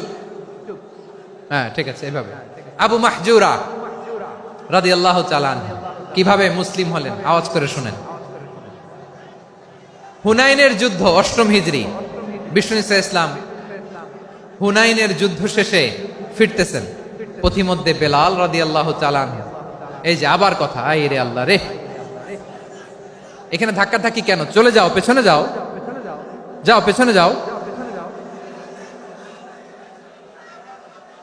কি আজীব তামাশা, যেখানে যায় এখানে ধাক্কা ধাক্কি, মারামারি, গায়ের উপরে কাঁধের উপরে শাউটিং। অনেক গুরুত্বপূর্ণ কথা পয়েন্ট করে নিয়ে আসি যে বলবো, এই শাউট করার কারণে প্রোগ্রামটাই নষ্ট করে দেয়। আসছে আমার ভালোবাসা দেখাইতে, প্রোগ্রামটাই শেষ করে দিয়ে চলে যায়। স্টপ, আবার কথা বল, স্টপ। হুনাইনের যুদ্ধে 8ম হিজরি, কত হিজরি সবাই বলেন না একটু, কত হিজরি? 8ম হিজরিতে হুনাইনের যুদ্ধে রাসূল সাল্লাল্লাহু আলাইহি ওয়াসাল্লাম ফিরে আসতেছেন মদিনায়। পথিমধ্যে বেলাল রাদিয়াল্লাহু তাআলা আনহু আজান দিচ্ছেন। কি দিচ্ছেন? তো পাশে ছিল মুশরিকদের একটা পল্লী, কিছু মুশরিক তরুণ, কিছু অমুসলিম কিশোর, তারা আজানকে ব্যঙ্গ করতেছে। আমাদের বাংলায় মুখ ভেঙ্গানো বলে আর কি। বেলাল রাদিয়াল্লাহু তাআলা আনহু আজান দিচ্ছেন, ওই বাচ্চাগুলো মুশরিক, তো ওরা আজানকে ব্যঙ্গ করতেছে, বিকৃতি করে ওরাও আজান দিচ্ছে। উদ্দেশ্য হচ্ছে আজানকে নিয়ে ঠাট্টা করা। উদ্দেশ্য কি? ঠাট্টা করা। ব্যাপারটা মনে কষ্ট পাওয়ার মতো ব্যাপার না? কিন্তু বিশ্বনবী ওইখানে দেখেন কি খুঁজলেন। বিশ্বনবী খেয়াল করলেন অমুসলিম কিশোরদের মধ্য থেকে একটা কিশোরের গলাটা বড় দরাজ গলা, কণ্ঠটা বড় সুন্দর। খেয়াল করে দেখলেন যে কিছু কিশোর বেলালের আজানকে ব্যঙ্গ করে, বিকৃতি করে, কিন্তু একজনের কণ্ঠ দেখতে পাচ্ছেন না এত দূরে, কিন্তু কণ্ঠটা বড় সুন্দর, দরাজ গলা। বিশ্বনবী সাহাবীদেরকে বললেন, ধরো এগুলারে, ধরো। সবগুলারে ধরে বিশ্বনবীর সামনে আনা হলো। ওরা হাঁটু গেড়ে বসলো। বিশ্বনবী বললেন, তোমাদের মধ্যে কে যেন ব্যঙ্গ করে আজান দিচ্ছিল, তার গলাটা বড় উঁচু, গলার বেসটা বড় মজবুত, মেলোডিয়াস, সুমধুর কণ্ঠ, কে? আবু মাহজুরা বলে, আমার বন্ধুরা সবাই আমার দিকে আঙ্গুল দেখায়, আমি পড়ে গেছি বিপদে। রাসূল সাল্লাল্লাহু আলাইহি ওয়াসাল্লাম বাকি অমুসলিম তরুণদেরকে ছেড়ে দিলেন, বললেন তোমরা যাও। এবার আবু মাহজুরারে পাইছে। আবু মাহজুরার চুলের মধ্যে হাত দিলেন বিশ্বনবী, মাথায় হাত দিয়ে বললেন, এবার আজান দাও দেখি। আবু মাহজুরা বলে, আমি তো আজান দিতে জানি না, কারণ আমি তো বেলালেরটা শুইনা দিছি, আমার তো মুখস্থ নাই, আমি তো আজান দিতে জানি না। বিশ্বনবী বললেন, জানো না? তাহলে আসো, আমি তোমারে শিখাই দেই। সুবহানাল্লাহ পড়েন। আবু মাহজুরা হাঁটু গেড়ে বসে, বিশ্বনবীর মোবারক হাত আবু মাহজুরার চুলের মধ্যে। বিশ্বনবী আজানের মুআল্লিম আবু মাহজুরাকে বলতেছে, ঠিক আছে তোমারে শিখাই দিচ্ছি, আমি যা যা বলবো আমার সাথে সাথে বলো, পারবা? আবু মাহজুরা বলে, পারবো। বিশ্বনবী আজান দিচ্ছেন মাথায় হাত দিয়ে, আল্লাহু আকবার, আল্লাহু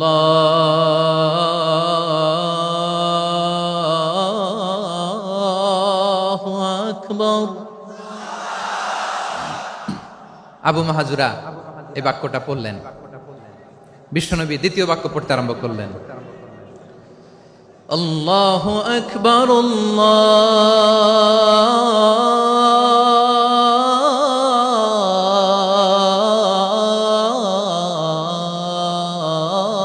আল্লাহু আকবার। আবু মাহজুরা এই বাক্যটাও বললেন। বিশ্বনবী আবু মাহজুরার মাথার মধ্যে হাত দিয়ে তৃতীয় বাক্য বললেন, আশহাদু আল্লা ইলাহা ইল্লাল্লাহ।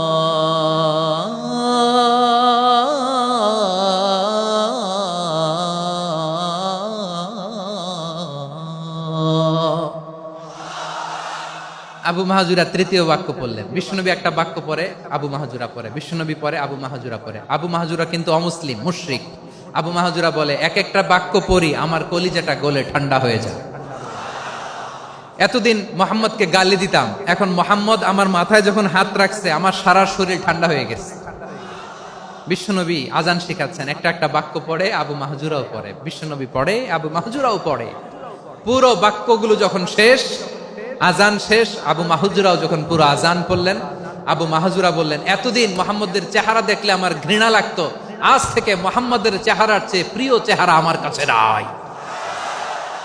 আবু মাহাজুরা বললেন, ও মুহাম্মদ, আজানের বাক্য তো আপনি আমারে শেখালেন, এখানেই শেষ করবেন না, আপনি আমারে পড়ায় দেন লা ইলাহা ইল্লাল্লাহু মুহাম্মাদুর রাসূলুল্লাহ সাল্লাল্লাহু আলাইহি ওয়াসাল্লাম।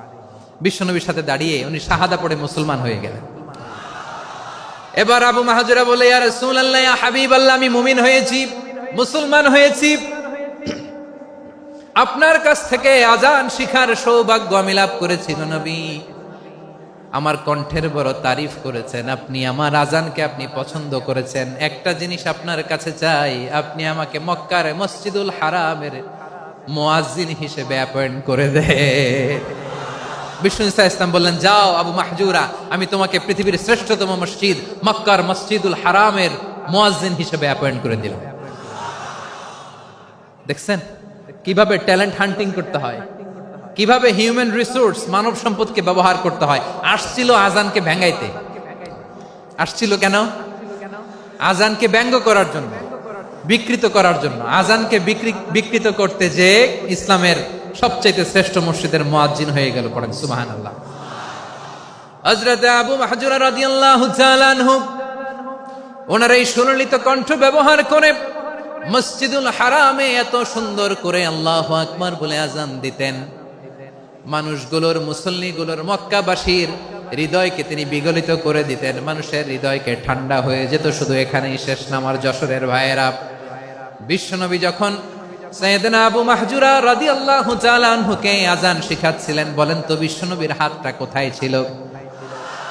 আবু মাহজুরার মাথার সামনে, এই চুলের উপরে ছিল। আবু মাহজুরা ওই স্মৃতিটাকে ধারণ করবার জন্য, ওই স্মৃতিকে বহন করার জন্য বিশ্বনবীর মোবারক হাত আবু মাহজুরার কপালের চুলের যেই জায়গায় লেগেছে, মৃত্যুর আগের দিন পর্যন্ত আবু মাহজুরা মাথার ওই চুলে কোনোদিন ছুরি আর কামার লাগায় নাই, সেখানে কেচি লাগায় নাই, চুলের মধ্যে খুর লাগায় নাই। আবু মাহজুরা ডান দিকের চুল কাটতো, বাম দিকের চুল কাটতো, পেছনের চুল কাটতো, সামনের চুল কাটতো না। আবু মাহজুরা রাদিয়াল্লাহু তাআলা আনহুর সামনের চুলগুলো বড় হতে হতে যখন এত বড় হয়ে যায়, তিনি চুলগুলো পেঁচিয়ে মাথার মধ্যে রাখতেন, তারপরে তিনি পাগড়ি পরতেন। সবাই জিজ্ঞেস করতো, আবু মাহজুরা, এটা আবার কেমন স্টাইল? দেখতে তোমারে কি বিদঘুটে লাগে, কেমন অড লাগে, কেমন খারাপ দেখা যায়। মক্কায় এমন কোন মানুষ তো দেখি নাই, ডানে চুল কাটে, বায়ে চুল কাটে, পেছনে চুল কাটে, সামনে কাটে না। ওরে আবু মাহজুরা, কেমন দেখা যায় তোমারে, তুমি সামনের চুল কাটো না কেন? আবু মাহজুরা বলে, আমি হাঁটু গেড়ে পেয়ারা নবীর সামনে বসেছিলাম, আমার এই মাথার চুলের মধ্যে মুবারক হাত লাগিয়ে বিশ্বনবী নিজে আমাকে আজানের প্রতিটা বাক্য শিক্ষা দিয়েছেন। বিশ্বনবীর মোবারক হাত, পবিত্র হাত আমার মাথার চুলের যেই জায়গায় লেগেছে, আমি চাই ওই চুলগুলা নিয়ে আমি আমার কবরের ভিতরে যাব। সাইয়েদনা আবু মাহজুরা রাদিয়াল্লাহু তাআলা আনহু ইন্তেকালের আগের পর্যন্ত মাথার সামনের চুলগুলা কাটে নাই। মাথার সামনের চুল তিনি কাটেন নাই। সুবহানাল্লাহ বিহামদি। কেমন ভালোবাসতেন বিশ্বনবী সাহাবীদেরকে, সাহাবারা কেমন ভালোবাসতেন বিশ্বনবীকে। সামনের চুলগুলো বড় হতে হতে এত বড় ছিল, পেঁচিয়ে রেখে পাগড়ি পরতেন, কাটতেন না। নবীর হাত লেগেছিল। সুবহানাল্লাহ পড়েন। তাহলে what is the lesson? Moral of the story কি? মোরাল অফ দ্য স্টোরি হচ্ছে, আসছিল আজানকে ব্যঙ্গ করার জন্য, বিকৃত করার জন্য, হয়ে গেল মসজিদুল হারামের মুয়াজ্জিন। দেখেন বিশ্বনবী একটা খারাপ সিচুয়েশনের মধ্যে থেকে কি ভালো জিনিস বের করে আনলেন। আমি যে শুরুতে বলেছি কিভাবে তিনি হিউম্যান রিসোর্সকে ডেভেলপ করেছেন, ম্যানেজ করেছেন।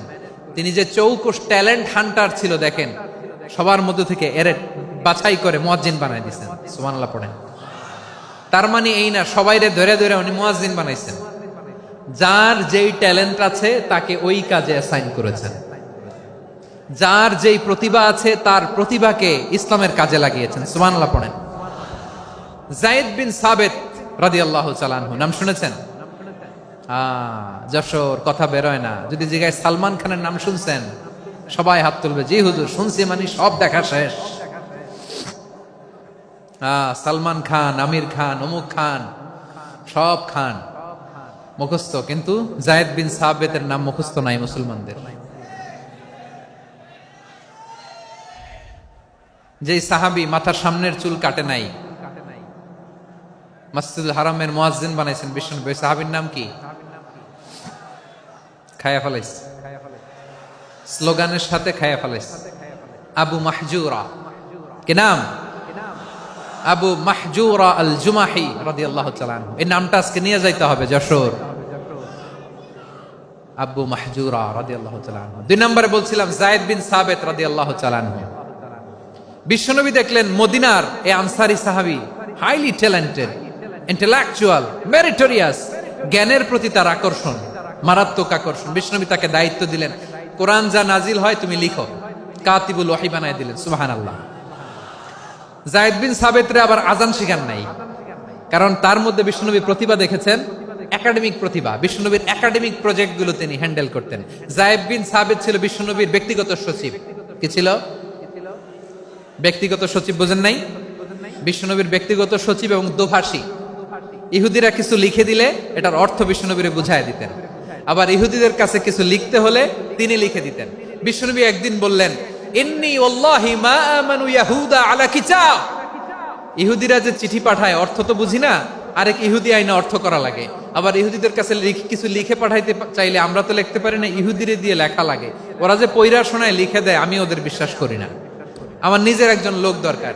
বিশ্বনবী এই যায়েদ বিন সাবিতকে চুজ করলেন ল্যাঙ্গুয়েজের জন্য। উনি বললেন, যায়েদ তোমার সফট স্কিলকে ডেভেলপ করতে হবে, তুমি হিব্রু ল্যাঙ্গুয়েজ শিখে ফেলো। যায়েদ বিন সাবিত বলল, বিশ্বনবীর মোটিভেশন আর ইন্সপিরেশন পেয়ে আমি 15 দিনে ইহুদিদের এই হিব্রু ল্যাঙ্গুয়েজ শিখে ফেললাম। শুধু শিখে ফেললাম না, হাত্তা হাদিকতু, even I became master in the language. এই ভাষা আমি পারদর্শী হয়ে গেলাম। এরপরে ইহুদিরা চিঠি লিখে পাঠালে আর কোন ইহুদি ডাকা লাগতো না, আমি নবীর এটার অর্থ শুনে পরে বুঝাই দিতাম। আবার ইহুদিদের কাছে চিঠি লেখা লাগলে আমি যায়েদ বিন সাবিত চিঠি লিখে দিতাম। সুবহানাল্লাহ।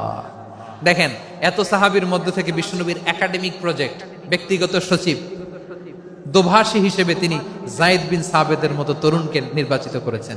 কেমন ট্যালেন্ট হান্টার ছিল আমার নবী। সুবহানাল্লাহ পড়বেন না? বিশ্বনবীর ইন্তেকালের পরে সাইয়েদনা আবু বকর রাদিয়াল্লাহু তাআলা আনহু যখন খলিফা হয়ে আসলেন, কোরআনকে সংকলনের দায়িত্ব দেয়া লাগবে, কোন সাহাবীকে দিবেন? সব সাহাবারা মিলে পরামর্শ করলেন। সাইয়েদনা আবু বকর, ওমর সবাই মিলে এই বিশাল কোরআন সংকলনের গুরু দায়িত্ব বিশ্বনবীর ব্যক্তিগত সচিব, বিশ্বনবীর দোভাষী, বিশ্বনবীর সিলেক্ট করাই লোক যায়েদ ইবনে সাবিত রাদিয়াল্লাহু তাআলা আনহুকে দিয়েছে। কোরআনের কপি তো আজকে এখানে রাখে নাই। এই যে আজকের যে কোরআন পড়েন, এটা আগে এরকম ছিল না। কোরআন নাজিল হলে সাহাবারা চামড়ার, ওটের চামড়ায় লিখে ফেলতো, ওটের চ্যাপ্টা হাড্ডির মধ্যে লিখে ফেলতো, গাছের গুড়ির মধ্যে লিখে ফেলতো। বিভিন্ন জনের কাছে ছড়ানো ছিটানো ছিল। আবু বকর রাদিয়াল্লাহু তাআলা আনহু একসাথে করলেন, পরবর্তীতে উসমান রাদিয়াল্লাহু তাআলা আনহু একসাথে করলেন। 114 সূরার এখন এই মুসহাফ, এই কম্পাইলেশন, এই কপি আমরা পেয়েছি, যার হিউজ কন্ট্রিবিউশন ছিল। এই পুরো কোরআন কম্পাইলেশনের প্রজেক্ট ম্যানেজার ছিল যায়েদ বিন সাবিত রাদিয়াল্লাহু তাআলা। কোরআন কম্পাইলেশনের প্রজেক্ট ম্যানেজার। দেখেন উনারে মাথায় হাত দিয়ে আজান শিখায় নাই। সুবহানাল্লাহ কইবেন না? তাহলে প্রথম সাহাবী আবু মাহজুরাকে মুয়াজ্জিন বানাইলেন, যায়েদ বিন সাবিতকে ব্যক্তিগত সচিব আর দোভাষী বানালেন, মুসআব ইবনে উমাইর রাদিয়াল্লাহু তাআলা আনহুকে ইসলামের প্রথম অ্যাম্বাসেডর বানালেন। তাহলে তৃতীয় নাম্বার একজন সাহাবীর নাম বলছি, মুসআব ইবনে উমাইর। মুসআব কি নাম? নামটা কেমন লাগে? এই কয়েকজনের ভাল লাগে, বাকিদের ভাল লাগে না? ভাল লাগে? এই এই আর কয়েকটা মিনিট দেওয়া যাবে না আমাকে আল্লাহর রাস্তে? হ্যাঁ ঠিক আছে, আমি তোমাদেরকে ভালোবাসা দেখাবো, দোয়া করব, যদি চুপ থাকো, একেবারে চুপ, কষ্ট সহ্য করো, বাকিরে যা সওয়াব পাবে তোমরা ডবল পাবা, যেহেতু কষ্ট বেশি, কিন্তু চুপ। 3 নাম্বার সাহাবীর নাম মুসআব। এই ধাক্কাধাক্কি কেন? ধাক্কাধাক্কি কেন রে ভাই? না না না, এরকম হইলে আসবো না যশোর, আমি আর আসবো না। হয় পিছনে চলে যাও, নাহলে চুপ, ধাক্কাধাক্কি নাই। 3 নাম্বার সাহাবীর নাম মুসআব। কি নাম? He was the first ambassador in Islam. ইসলামের প্রথম ডিপ্লোমাট, প্রথম কূটনৈতিক, ইসলামের প্রথম কূটনৈতিক, ইসলামের প্রথম ডিপ্লোমাট, প্রথম অ্যাম্বাসেডর মুসআব ইবনে উমাইর। মক্কার তরুণ যুবক, উনি পারফিউম লাগাইলে মানুষ দেখলেই বুঝতো এটা মুসআব লাগাইছে। এমন ড্যাশিং ফেসের ছিল, এমন স্মার্ট ড্যাশিং ফেস, এমন পার্সোনালিটির মানুষ ছিল মুসআব রাদিয়াল্লাহু তাআলা আনহু। কারণ যিনি ইসলামের স্পোকম্যান হবেন, মুখপাত্র হবেন, তার স্মার্ট হওয়ার দরকার আছে না নাই? আকাবার প্রথম শপথ যখন হলো, তাদের সাথে বিষ্ণু ইসা ইসলাম মদিনাতে একজন মুখপাত্র পাঠালেন, ডিপ্লোমাটকে পাঠালেন, অ্যাম্বাসেডর অফ ইসলাম, তিনি হচ্ছেন মুসআব ইবনে উমাইর। পড়েন সুবহানাল্লাহ। বিশ্বনবী দেখলেন সে অনেক স্মার্ট, তার ডেডিকেশন আছে, সিনসিয়ারিটি আছে, এবং মদিনায় যে আউস খাজরাজ গোত্রের নেতাদের সাথে ডিল করতে হবে, ইহুদিদের সাথে ডিল করতে হবে, ওখানে একজন পাক্কা জানু খেলোয়াড়ের দরকার আছে না নাই? মুসআব ইবনে উমাইর রাদিয়াল্লাহু তাআলা আনহু, ওনাকে বিষ্ণু ইসা ইসলাম চুজ করলেন। এবং বিষ্ণু ইসা ইসলামের এই চুজিংটা, এই সিলেকশনটা এত সুন্দর ছিল, তিনি মদিনাতে যে বিশ্বনবী আসার আগেই মদিনার জমিনকে তিনি উর্বর করে ফেলছেন। প্রতিটা ঘরে ঘরে কালিমার দাওয়াত তিনি পৌঁছায় দিচ্ছেন। জুমার বিধান নাজিল হয়েছে, কিন্তু মক্কায় পরিবেশ নাই জুমা পালনের। বিষ্ণু ইসা ইসলাম একজনকে দিয়ে খবর পাঠালেন, যাও মদিনায় মুসাবকে যে বলো, মুসাব তো আমার শিক্ষক, আমার স্পোকম্যান, মদিনাতে যেন তারা জুমা কায়েম করে। বিশ্বনবীর আগেই মুসআব মদিনার মুসলিমদেরকে নিয়ে মদিনায় প্রথম জুমা কায়েম করে ফেলছে। কোন সুবহানাল্লাহ। ডিপ্লোমাটদের কেমন হইতে হয়, অ্যাম্বাসেডারের কেমন হইতে হয়, মুসআব রাদিয়াল্লাহু তাআলা আনহুর কাছ থেকে শিখে নাও। মুসআব নামটা কেমন লাগে? যশোর যাদের সন্তান হবে, ছেলে সন্তান, আমার রাস্তায় পাইলে সবাই জিজ্ঞেস করে, হুজুর একটা নাম দেন, আমার ছেলে হবে। যশোরবাসীর জন্য আমি একটা নাম দিয়ে দিলাম, নাম রাখতে হবে মুসআব। কি নাম? নামটা যাদের ভাল লাগে, ছেলে সন্তান অনাগত আসবে, মনে চাইলে নাম রেখে দিবেন মুসআব রাদিয়াল্লাহু তাআলা আনহুর নামে মুসআব। তাহলে মুসআব রাদিয়াল্লাহু তাআলা আনহুকে বিশ্বনবী ল্যাঙ্গুয়েজ শিখান নাই, সফট স্কিল শিখান নাই। যায়েদ রাদিয়াল্লাহু, তিনি হিব্রু ল্যাঙ্গুয়েজ শিখেছেন, সুরিয়ানি শিখেছেন, কিন্তু মুসআবকে তিনি বানিয়েছেন the spokesman of Islam, the first diplomat, the ambassador of Islam. সুবহানাল্লাহ পড়বেন না? আব্দুল্লাহ ইবনে আব্বাস রাদিয়াল্লাহু তাআলা আনহু, বিশ্বনবীর কাজিন, চাচাতো ভাই। আবার মাইমুনা রাদিয়াল্লাহু তাআলা আনহু, মাইমুনা নবীর স্ত্রী, তিনি ছিলেন আব্দুল্লাহর আপন খালা। তো নবীর বউ যদি ওনার খালা হয়, নবী তার কি? বুঝে নাই, নবী তার কি?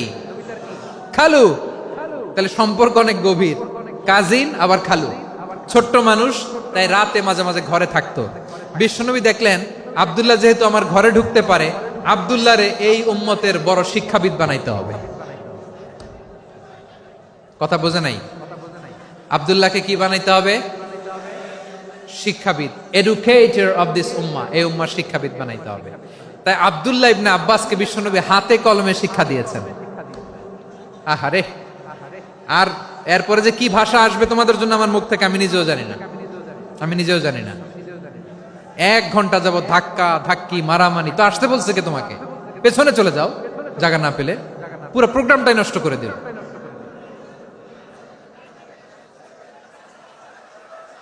জি, আমার দিকে তাকান, আমি শেষ করে দিচ্ছি। হবে না, ইন্টেলেকচুয়াল আলোচনা এখানে হবে না, আমি বুঝতে পারছি, আমি শেষ করে দিচ্ছি।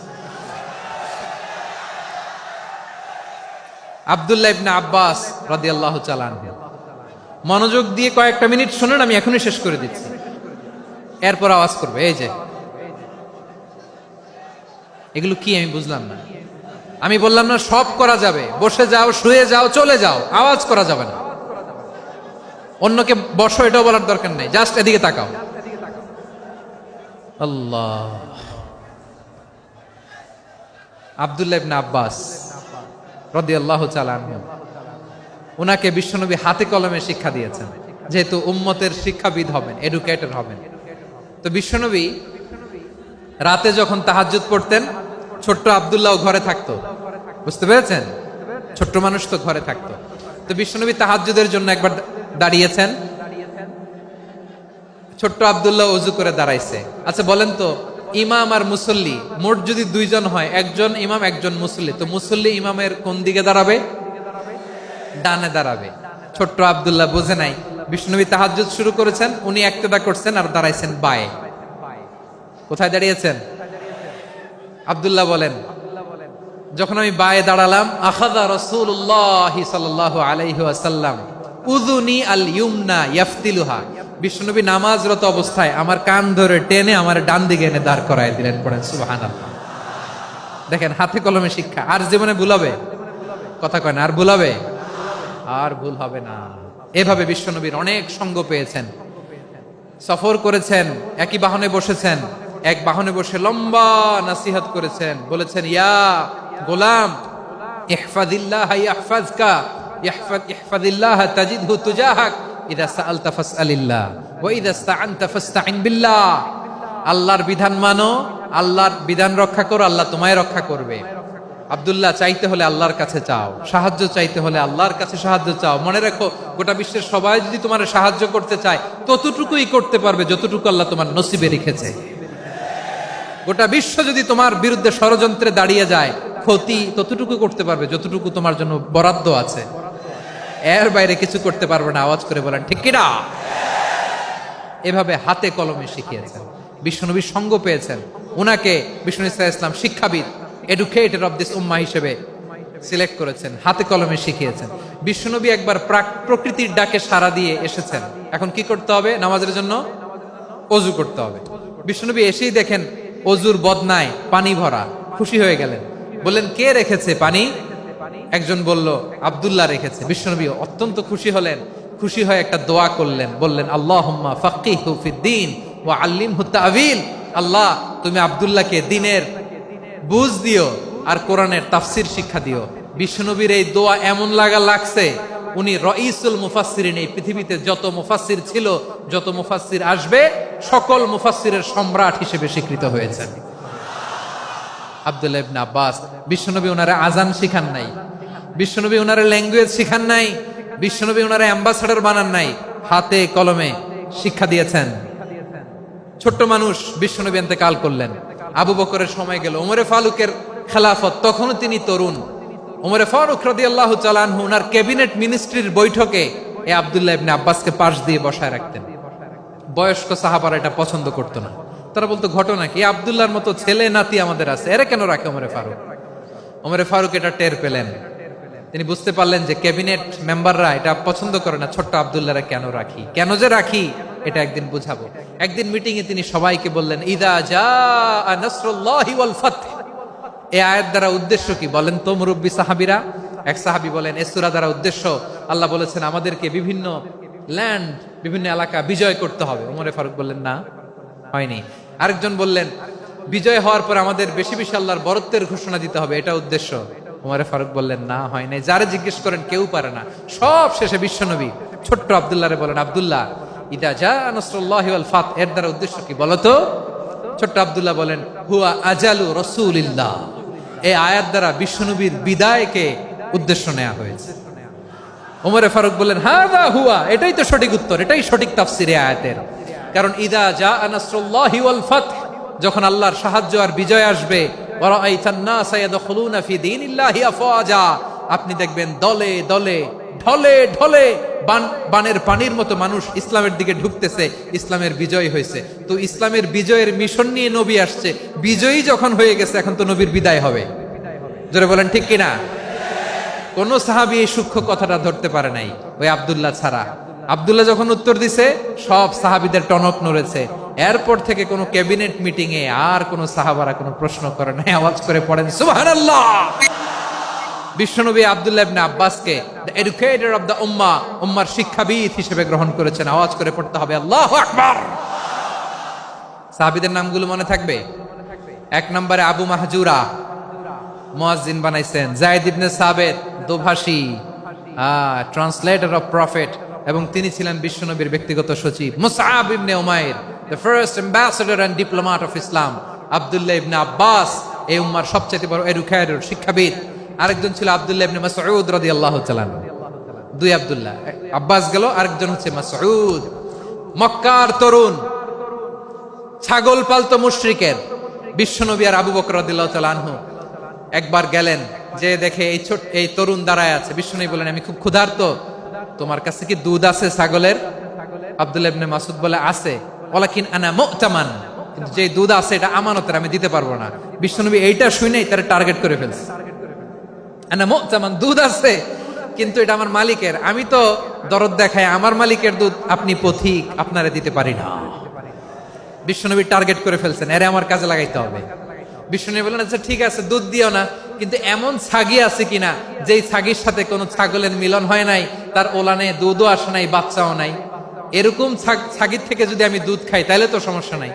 বলতেছে, এরকম ছাগির থেকে দুধ খাইলে সমস্যা নাই, কারণ এরকম ছাগির ওলান থেকে দুধ আসবেও না। বলতেছে, ঠিক আছে, এরকম একটা ছাগি নিয়ে আসা হলো। বিশ্বনবী বিসমিল্লাহ বলে ওই ছাগির ওলানে হাত দিলেন। হাত দিতে দেরি, পুরো ওলানটা দুধে ভরে যেতে দেরি হয় না। বিশ্বনবী আর আবু বকর রাদিয়াল্লাহু তাআলা আনহু দহন করে পেট ভরে খেলেন। এই দৃশ্য আব্দুল্লাহ ইবনে মাসউদের হৃদয়ে দাগ কাটলো। এই মুআজিজা দেখে তিনি বললেন, আশহাদু আল্লা ইলাহা ইল্লাল্লাহ ওয়া আশহাদু আন্না মুহাম্মাদুর রাসূলুল্লাহ। তিনি ষষ্ঠ মুসলিম ছিলেন, 6 নম্বর মুসলমান। ওনাকে টার্গেট করে বিশ্বনবী দেখলেন এমন ইন্টেলেকচুয়াল ব্রেন, উনি সূক্ষ্ম সূক্ষ্ম জিনিস বুঝে বেশি, ফিকহি জ্ঞান ওনার মধ্যে বেশি। বিশ্বনবী ওনাকে কোরআনের জ্ঞান শিক্ষা দিতে লাগলেন। উনি বিশ্বনবী সবার কাছে কোরআন শোনায়, কিন্তু বিশ্বনবী নিজে আব্দুল্লাহ ইবনে মাসউদের কাছ থেকে কোরআন শুনতো। বিশ্বনবী একবার বললেন, ইকরা আলাইয়া ইয়া মাসউদ। ইবনে মাসউদ, একবার শোনাও তো কোরআন দেখি। আব্দুল্লাহ ইবনে মাসউদ বলে, আকরাউ আলাইকা ওয়া আলাইকা উনজিল। নবী, আপনার উপর কোরআন নাজিল হয় আর আমি আপনার সামনে কোরআন পড়বো? বিশ্বনবী বললেন, ইন্নী উহিব্বু আন আসমাআহু মিন গায়রি। আমি নিজে পড়তে যেমনি ভালোবাসি, অন্যে পড়ুক আমি শুনবো, এটাও আমি ভালোবাসি। সূরা নিসা তিনি তেলাওয়াত করে শুনিয়েছেন। এমন সূক্ষ্ম সূক্ষ্ম বিষয় বিশ্বনবী উনাকে ধরিয়ে দিয়েছেন। উনি হয়ে গিয়েছেন, আব্দুল্লাহ ইবনে আব্বাস হয়েছেন রাইসুল মুফাসসিরিন, উনি হয়ে গিয়েছেন ফাকিহুল উম্মাহ। ওনার চাইতে বড় ফকিহ এই পৃথিবী আর দেখবে না। চিল্লায় বলেন সুবহানাল্লাহ। উনি বলতেন, ওয়াল্লাহি ওয়াল্লাহি ইল্লাযী লা ইলাহা গায়রু মা উনজিলাত সূরাতুন ইল্লা ওয়া আনা আ'লামু আইনা উনজিলাত ওয়া ফীমা উনজিলাত। বিশ্বনবী এমন ভাবে কোরআনের দার্স আমাকে দিয়েছেন, কোরআনে যত সূরা নাজিল হয়েছে, যেখানে নাজিল হোক না কেন আমি জানি এটা কোথায় নাজিল হয়েছে এবং কোন প্রেক্ষাপটে নাজিল হয়েছে। এমন একটা সূরা নাই যে সূরার কোথায় নাজিল হয়েছে আমি মাসুদের জানা নাই, কোন প্রেক্ষাপটে নাজিল হয়েছে আমার জানা নাই। এরকম ঘটবে না। চিল্লায় বলেন আল্লাহু আকবার। এই আব্দুল্লাহ ইবনে মাসউদ রাদিয়াল্লাহু তাআলা আনহু ওমর ফারুকের সময় কুফার চিফ জাস্টিস ছিলেন। কুফা নগরীর চিফ জাস্টিস। চিফ জাস্টিস বুঝেন নাই? বিচারপতি। কি ছিলেন? সবাই বলে নাই, কি ছিলেন? বিচারপতি ছিলেন। এবং ওনার যে ফিকহি জ্ঞানের ধারা, এটাই আলকামা, ইব্রাহিম আন-নাখাই, হাম্মাদ ইবনে সুলাইমান হয়ে ইমাম আবু হানিফা পর্যন্ত পৌঁছেছে। এবং ওনার ফিকহি জ্ঞানের ধারাই হানাফি মাযহাবে অ্যাকসেপ্ট হয়েছে। আজও এগুলো হানাফি মাযহাবে চর্চিত হয়। হানাফি মাযহাবের সব ফিক আব্দুল্লাহ ইবনে মাসউদের ফিকহি জ্ঞানের ধারা থেকে নেওয়া হয়েছে। চিল্লায় পড়েন সুবহানাল্লাহ। তাহলে উনাকে বিশ্বনবী বানিয়েছেন জুরিস্ট, আইনবিদ, ফাকিহ। উনারে আজান শিখান নাই। হিউম্যান রিসোর্স ডেভেলপমেন্ট কিভাবে করবেন, মানব সম্পদের উন্নয়ন কিভাবে করতে হয়, কিভাবে যার যেখানে প্রতিভা কাজে লাগাতে হয় উনি দেখিয়েছেন। সুবহানাল্লাহ পড়বেন না? খালিদ বিন ওয়ালিদ নাম শুনছেন? কে কে শোনেন নাই হাত তোলেন। কি ছিলেন? বীর যোদ্ধা, বীর যোদ্ধা ছিলেন খালিদ বিন ওয়ালিদ, কিন্তু তিনি ইসলাম ধর্ম গ্রহণ করেছেন অনেক দেরিতে, অষ্টম হিজরিতে। তার মানে অষ্টম হিজরির আগে উনি মুশরিকদের পক্ষে লড়াই করেছেন। ওনার হাতে কত মুসলিম সাহাবী যে নিহত হয়েছে হিসাব নাই। বিষ্ণুনবী টার্গেট করে রাখছে, তুমি আমাদের মুসলিমদের এত ক্ষতি করলা, তুমি যখন মুসলমান হবা তোমার দিয়ে আমি এমন কাম করামু যে এটা আর কেউ করতে পারবে না। সুবহানাল্লাহ নাই? যশোর ক্লান্ত হয়ে গেছে।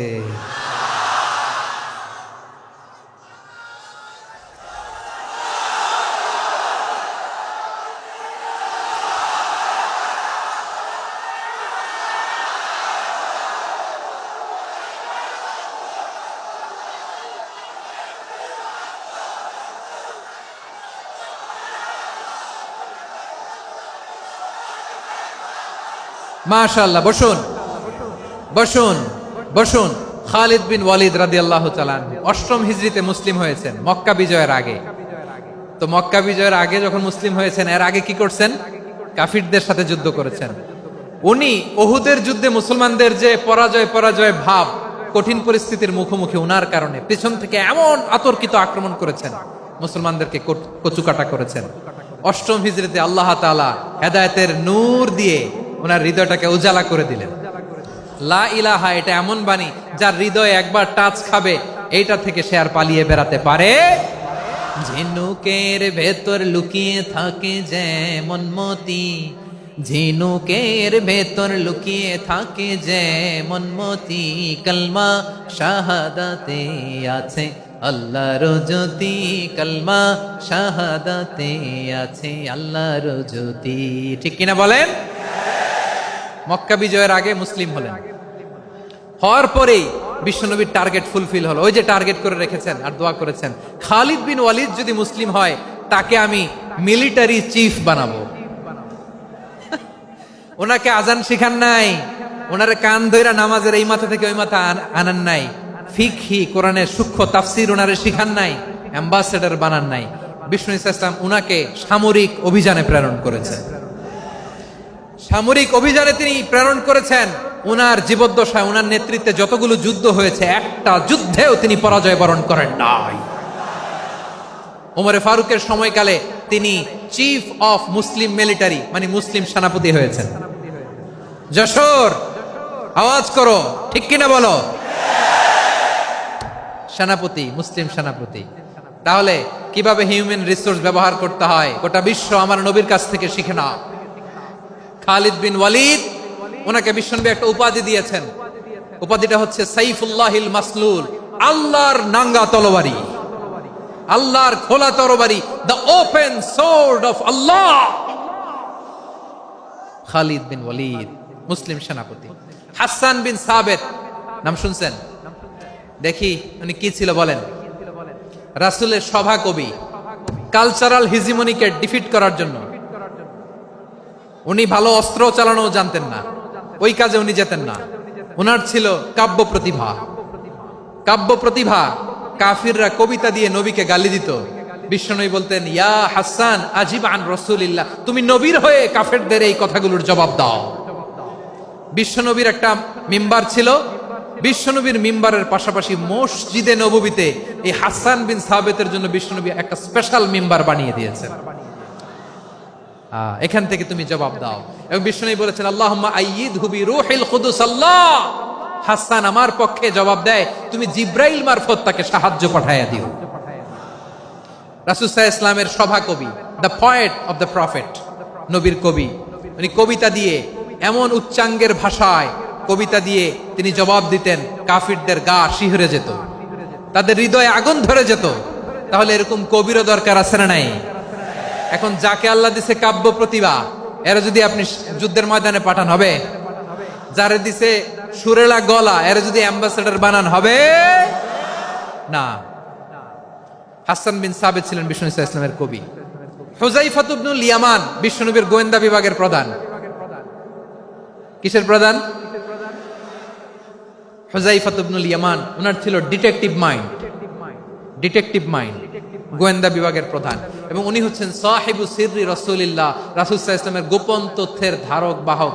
নবীর যেই কথা কেউ জানে না সব হুজাইফার পেটের ভিতরে ছিল। সুবহানাল্লাহ পড়েন। মদিনার যত ইহুদিদের একটা লিস্ট ছিল, এই লিস্ট শুধু দুইজন জানতো, বিশ্বনবী আর হুজাইফা। সুবহানাল্লাহ পড়বেন না? তাহলে উনাকে কোন দায়িত্ব দিছে? কোন বিভাগ? যশোর। আওয়াজ করো, কোন বিভাগ?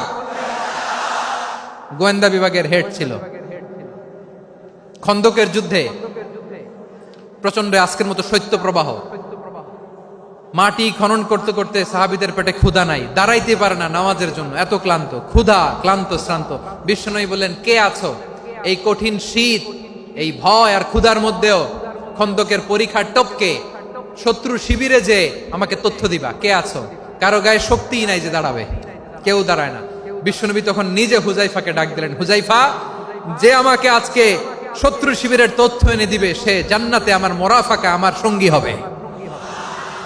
হুজাইফা রাদিয়াল্লাহু ইবনুল ইয়ামান জীবনের ঝুঁকি নিয়ে এই ক্ষুধা, শৈত্য প্রবাহ, কোল্ড ওয়েভসকে উপেক্ষা করে পরীক্ষা টপকে শত্রু শিবিরে যে সবার কথাগুলো চুপে চুপে শুনে বিশ্বনবীর দরবারে এসে গোয়েন্দাদের মতো তথ্য সরবরাহ করেছে। বিশ্বনবীর গোয়েন্দা বিভাগের প্রধান হুজাইফা ইবনুল ইয়ামান ইন্টেলিজেন্স বিভাগ চালাতেন। মুনাফিকদের নাম ওনার কাছে ছিল। মুআয ইবনে জাবাল মদিনা রাষ্ট্রের সবচেয়ে সিনিয়র আমলা ছিলেন। আমলাতন্ত্র চিনেন তো?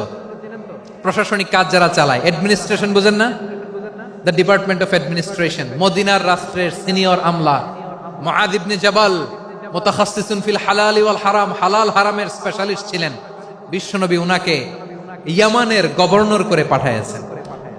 বলেছেন, ইন্নাকা তা'তি কওমান আহলা কিতাব, এমন গোষ্ঠীর কাছে যাবা যারা ইহুদি নাসারা, আগে শাহাদা পড়লে এরপরে নামাজের দাওয়াত দিও, নামাজ পড়লে যাকাতের দাওয়াত দিও। গভর্নরের অ্যাটিটিউড যেমন থাকে তেমন অ্যাটিটিউড ধরে রেখো। সুবহানাল্লাহ পড়েন। তাহলে মুআয ইবনে জাবালকে দিয়ে বিশ্বনবী কবিতা লেখায় নাই, চিঠি লেখায় নাই, আজান দেওয়ায় নাই। সুবহানাল্লাহ পড়বেন না? সব শেষ সাহাবী বলি আবু হুরায়রা রাদিয়াল্লাহু তাআলা আনহু। নাম শুনছেন? বিড়ালের বাবা। কি করতেন? খালি হাদিস মুখস্থ করতেন। উনি বলতেন, আলজামু রাসূলুল্লাহ আলা মিলই বাতনি, আমার শুধু পেটের ক্ষুধার বন্দোবস্ত হইলে আমি নবীর সঙ্গ ছাড়তাম না। আমার আনসার সাহাবারা ক্ষেত খামারের কাজ করত, আমার মুহাজির সাহাবারা ব্যবসা করত, আর আমি নবীর সাথে সাথে থাকতাম। শুধু সকাল বিকাল দুই বেলা যদি আমার খাবারের বন্দোবস্ত হয়, আমি আর নবীর লক ছাড়ি না। সুবহানাল্লাহ কইবেন না? 5374টা হাদিস তিনি বর্ণনা করেছেন। সবচেয়ে বেশি হাদিস বর্ণনাকারী সাহাবী। হাদিস প্রিজার্ভেশনের কাজে বিশ্বনবী ওনাকে কাজে লাগিয়েছেন। উনি একদিন বলেন, ইয়া রাসূলুল্লাহ আসমাউ মিনকা কাসীরান ফালা আহফাজু, নবী অনেক কথা শুনি আমার মনে থাকে না। বিষ্ণু বললেন, তাই? উবসুত রিদাক, তোমার চাদরটা বিছাও। আবু হুরায়রা বিছালেন, বিশ্বনবী হাত বুলায় দিলেন, এরপরে অনেক হাদিস বর্ণনা করলেন। আবু হুরায়রা বলে, তারপর থেকে বিশ্বনবী যাই বর্ণনা করে আমি শুনি আর একটাও বলি না। এখন সুবহানাল্লাহ। বিশ্বনবী ওনাকে হাদিস প্রিজার্ভেশন, নবীর এই যে লক্ষ্য হাদিস প্রিজার্ভেশনের এই দায়িত্ব দিয়েছেন সাইয়েদনা আবু হুরায়রা রাদিয়াল্লাহু তাআলা আনহুকে। প্রিয় ভাইরা, তাহলে 10 জন সাহাবীর কথা যে বললাম, আপনারা কি খেয়াল করেছেন কত বড় ট্যালেন্ট হান্টার, চৌকস ট্যালেন্ট হান্টার ছিল আমার নবী। এক একজনের এক এক ট্যালেন্ট, এক এক কাজে অ্যাসাইন করেছেন, এক একজনকে এক এক দায়িত্ব দিয়েছেন, এক একজনের প্রতিভাকে এক একভাবে বিকশিত হওয়ার সুযোগ দিয়েছেন। আওয়াজ করে বলেন ঠিক কি না? এখন আমার পর্দার আড়ালে আমার মায়েরা বলবে, এতগুলো পুরুষ সাহাবীর কথা বললো, নারী সাহাবীরা কি কিছু করে নাই? হ্যাঁ, একজন নারী সাহাবীর কথা বলে মোনাজাত হবে, দোয়া ছাড়া কেউ যাব না। রুফাইদা আল আসলামিয়া রাদিয়াল্লাহু তাআলা আনহা, ওনার বাবার নাম সাআদ আল আসলামি। বিশ্বনবী কি খেয়াল করলেন দেখেন, সাআদ ছিল মদিনার বড় ডাক্তার। এই নারী সাহাবী রুফাইদা বাবার কাছ থেকে চিকিৎসা বিদ্যা শিখেছেন। যখন শিখছে, বিশ্বনবী দেখলেন আমার তো প্রতি সপ্তাহে সপ্তাহে যুদ্ধে আহত সাহাবীদের সেবা দিবে কে? বিশ্বনবী রুফাইদাকে বললেন, রুফাইদা তুমি মসজিদে নববীর পাশে একটা মেডিকেল ক্যাম্প করো।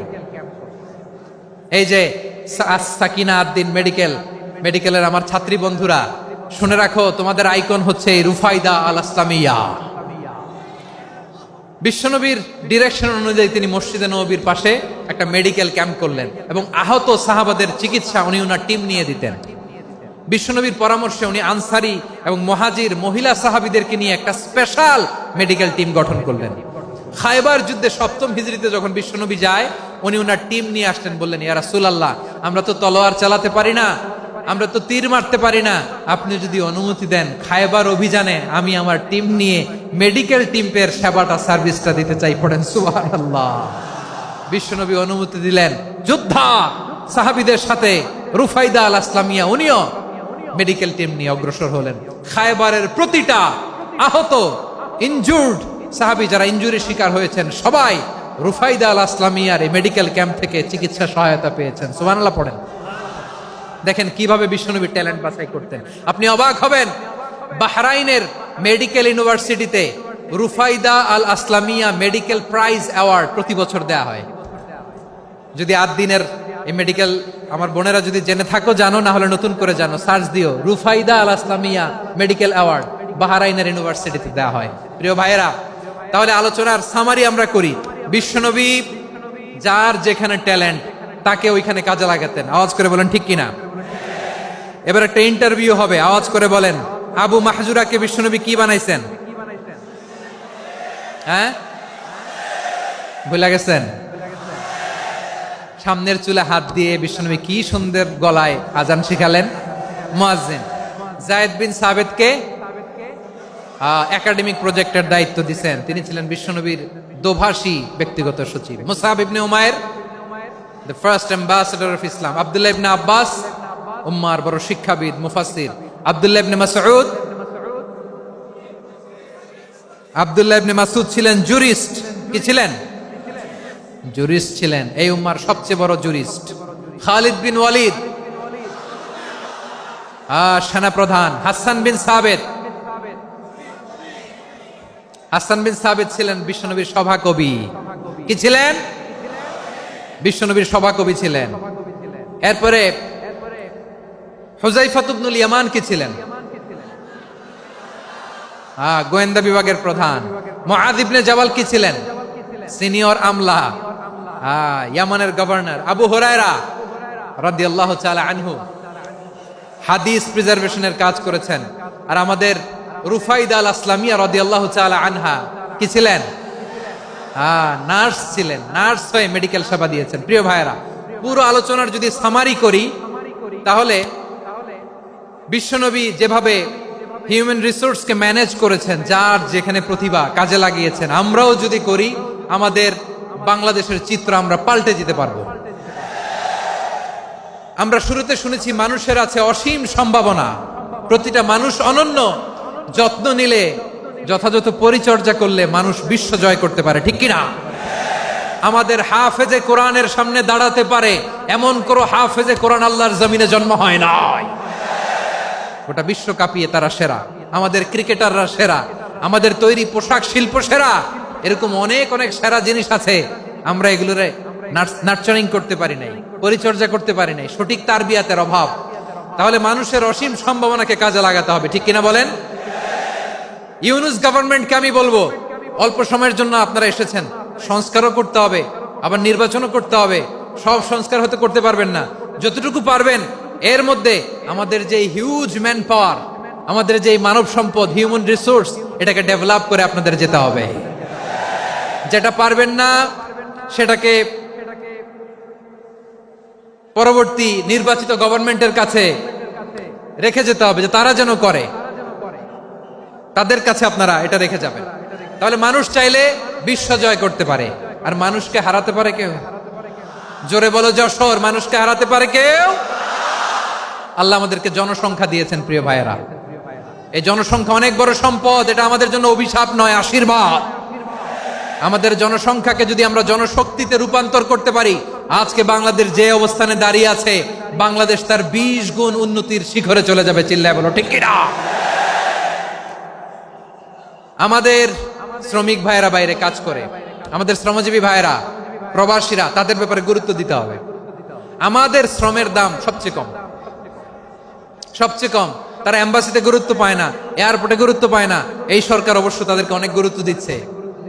আমাদের অদক্ষ শ্রমিককে যখন আমরা দুবাই পাঠাই অল্প বেতন পায়, কিন্তু ইন্ডিয়ানরা দক্ষ শ্রমিক পাঠাইলে তার 3 গুণ বেতন পায়। আমরা আমাদের শ্রমিকদেরকে অদক্ষভাবে আর পাঠাতে চাই না, দক্ষ শ্রমিক পাঠিয়ে আমরা রেমিটেন্সের বন্যা বইয়ে দেব। আমাদের শ্রমিকদের পাঠানো রেমিটেন্সের টাকায় সচল থাকে আমার দেশের অর্থনীতির চাকা। তাদেরকে সবচেয়ে গুরুত্ব দিতে হবে। আমরা পেয়েছি ফ্রিডম ফাইটার, মুক্তিযোদ্ধা, আর আমার প্রবাসী ভাইরা হচ্ছে রেমিটেন্স ফাইটার। জোরে বলো ঠিক কিনা? তাহলে আমাদের এই জনশক্তিকে জনসম্পদে ট্রান্সফর্ম করতে হবে, ঠিক কিনা বলেন? সরকার জনগণকে এভাবে পলিশ করতে হবে। মা বাবারা ছেলে মেয়েদের মধ্যে কার কোন যোগ্যতা তাকে ওইভাবে কাজে লাগাতে হবে। সবার এ প্লাস পাওয়ার কোনো দরকার নাই। আমাদের দেশে একটা টেন্ডেন্সি আছে, পরীক্ষায় এ প্লাস না পাইলে কই তুই কি করলি, পাশের বাড়ির ছেলে এ প্লাস পাইছে, যা ওর পা ধোয়া পানি খা। কি খা? তা আমি ভাবছি যে পা ধোয়া, এ প্লাস পাওয়া ছেলেদের পা ধোয়া পানির একটা পানির ব্র্যান্ড বানাইতে হবে। এরকম লেখা থাকবে, এ প্লাস পাওয়া ছেলেদের পা ধোয়া পানি। খাওয়া নাই, এগুলার খাওয়া নাই। ওরে আল্লাহ এ প্লাস পাওয়ার জন্য বানাইছে, আর আপনার ছেলেকে এই এ প্লাস গুলারে নিয়ন্ত্রণ করার জন্য আল্লাহ বানাইছে। ওকে দিয়ে আল্লাহ কি করবে আপনি জানেনই না। একটা এ প্লাস, একটা এ গ্রেড একটা মানুষের জীবনকে ঠিক করে দিতে পারে না। আপনার ছেলেকে আল্লাহ অন্যদিকে যোগ্যতা দিয়েছে। ওদের মনোবল ভাঙবেন না, খবরদার খবরদার। ছেলে মেয়েদের মনোবল ভাঙবেন না। যাকে দিয়ে যেটা হবে তাকে দিয়ে সেটা করতে হবে, তার প্রতিভাকে সেভাবে কাজে লাগাতে হবে। তাহলে বাংলাদেশ, আমাদের এই জনসংখ্যা জনসম্পদে রূপান্তরিত হবে। আমাদের সরকারের তত্ত্বাবধানে আমাদের 18 কোটি জনগণ দক্ষ জনশক্তিতে রূপান্তরিত হোক। আমরা চাই কি চাই না? আমরা ভালো মানুষ, শ্রেষ্ঠ মানুষ হতে চাই কি চাই না? ওই জাপানিজদের মতো সৎ, ওই ইউরোপিয়ানদের মতো কালচার্ড। আমাদেরকে আল্লাহ তাআলা কোরআন সুন্নাহ অনেক কিছু দিয়েছেন। যেহেতু বর্তমানে আমরা দেখছি তারা সৎ, তাদের মধ্যে ভ্যালু আছে, সেগুলো আমাদের মধ্যে আনার দরকার আছে না নাই? আর ইসলাম দিয়ে আমাদের জীবনকে সাজাতে হবে। ইসলাম দিয়ে আমার পরিবারকে সাজাতে হবে। ইসলাম থেকে, কোরআন থেকে প্রেসক্রিপশন না নিলে জীবন সুন্দর হবে না। কোরআন থেকে প্রেসক্রিপশন না নিলে সমাজ সুন্দর হবে না। কোরআনের প্রেসক্রিপশন না মানলে রাষ্ট্র সুন্দর হবে না। কোরআনের প্রেসক্রিপশন অ্যাপ্লাই না করলে শুধু দুর্নীতি দমন কমিশন দিয়ে দুর্নীতি বন্ধ করা যাবে না। এজন্য কোরআনের আইন আমরা চাই কি চাই না? প্রিয় ভাইয়েরা, হিউম্যান রিসোর্স ডেভেলপমেন্ট, মানব সম্পদের উন্নয়ন, আমাদের সরকার যেন এদিকে নজর দেয়। আমরা যেন এই ব্যাপারে যত্নবান হয়ে উঠি। যাকে আল্লাহ যে যোগ্যতা দিয়েছে, এই যোগ্যতা দিয়ে আমরা যেন ইসলামের জন্য, দেশের জন্য কাজ করি। আমরা যেন আমাদের স্কিল ডেভেলপ করি, আমাদের পটেনশিয়ালকে ডেভেলপ করি। মোরালিটি, ভ্যালিউজ নিয়ে শায়েখ আহমদুল্লাহ আলোচনা করেছেন। এগুলো দিয়ে যেন আমরা আমাদেরকে সাজাই। আল্লাহ তাআলা আমাদের দেশকে তুমি নিরাপদ করো, আমরা পড়ি আমিন। আল্লাহ আমার 18 কোটি জনগণকে তুমি জনশক্তিতে রূপান্তরিত করো, আমিন। আল্লাহ আমরা হাতে হাত রেখে, কাঁধে কাঁধ মিলিয়ে ভাইয়ে ভাইয়ে যেন এই দেশকে গড়তে পারি, আল্লাহ তুমি তৌফিক দান করো, আমরা পড়ি আমিন। আমার প্রিয় মহিউদ্দিন ভাই বলেছেন, হুজুর এমন একটা ঘোষণাপত্র দিয়ে যাবেন আজকের এই ঐতিহাসিক যশোরের প্রোগ্রামে, যেটা গোটা বাংলাদেশে মানুষ এটার উপর আমল করে। আমি যে কথাটা বলেছি এটাই, আসুন আমরা আমাদের জনসংখ্যাকে জনসম্পদে ট্রান্সফর্ম করি। আমাদের জনসংখ্যাকে আমরা যেন জনশক্তিতে রূপান্তরিত করি। জনসংখ্যাকে ট্রান্সফর্ম করে জনশক্তি দিয়ে আমরা যেন আগামীর বাংলাদেশ, স্বাধীন বাংলাদেশ 2.0 কে গড়ে তুলি। আল্লাহ তাআলা আমাদের সবাইকে কথাগুলো বোঝার, আমল করার তৌফিক দান করুন। এই জেনজি, ক্ষমা করে দিও আমাকে, অনেক ধমক দিছি, বকা দিছি। আল্লাহ তোমাদেরকে করুক, কবুল করুক, যশোরবাসীকে কবুল করুক, আদ দিনকে কবুল করুক, এই মেডিকেল কলেজকে কবুল করুক, ইসলামের জন্য বাঁধ ভাঙা এই জোয়ার এবং উচ্ছ্বাসকে আল্লাহ তাআলা কবুল করুক। হাযা মা ইনদি ওয়াল ইলমু ইনদাল্লাহ আলাইহি তাওয়াক্কালতু ওয়া ইলাইহি উনীব। সুবহানাকাল্লাহুম্মা বিহামদিকা আশহাদু আল্লা ইলাহা ইল্লা আনতা আস্তাগফিরুকা ওয়া আতুবু ইলাইক। আল্লাহুম্মা আমিন। রব্বানা ظلمنا أنفسنا وإن لم تغفر لنا وترحمنا لنكونن من الخاسرين. ربنا آتنا في الدنيا حسنة وفي الآخرة حسنة وقنا عذاب النار. ও বিশাল আকাশের মালিক, বিশাল জমিনের মালিক, তোমার আকাশ বাতাসের তুলনায় আমাদের হাত দুইটা বড় ছোট্ট রে আল্লাহ। ছোট দুটি হাত পেতে বুক ভরা আশা নিয়ে তোমার শাহী দরবারে চেয়ে রইলাম। আমাদের জিন্দেগির গুনাহ খাতা তুমি মাফ করে দাও। আমাদের আব্বা আম্মা দাদা দাদি আত্মীয় স্বজন সবার গুনাহ খাতা তুমি মাফ করে দাও। আমাদের যত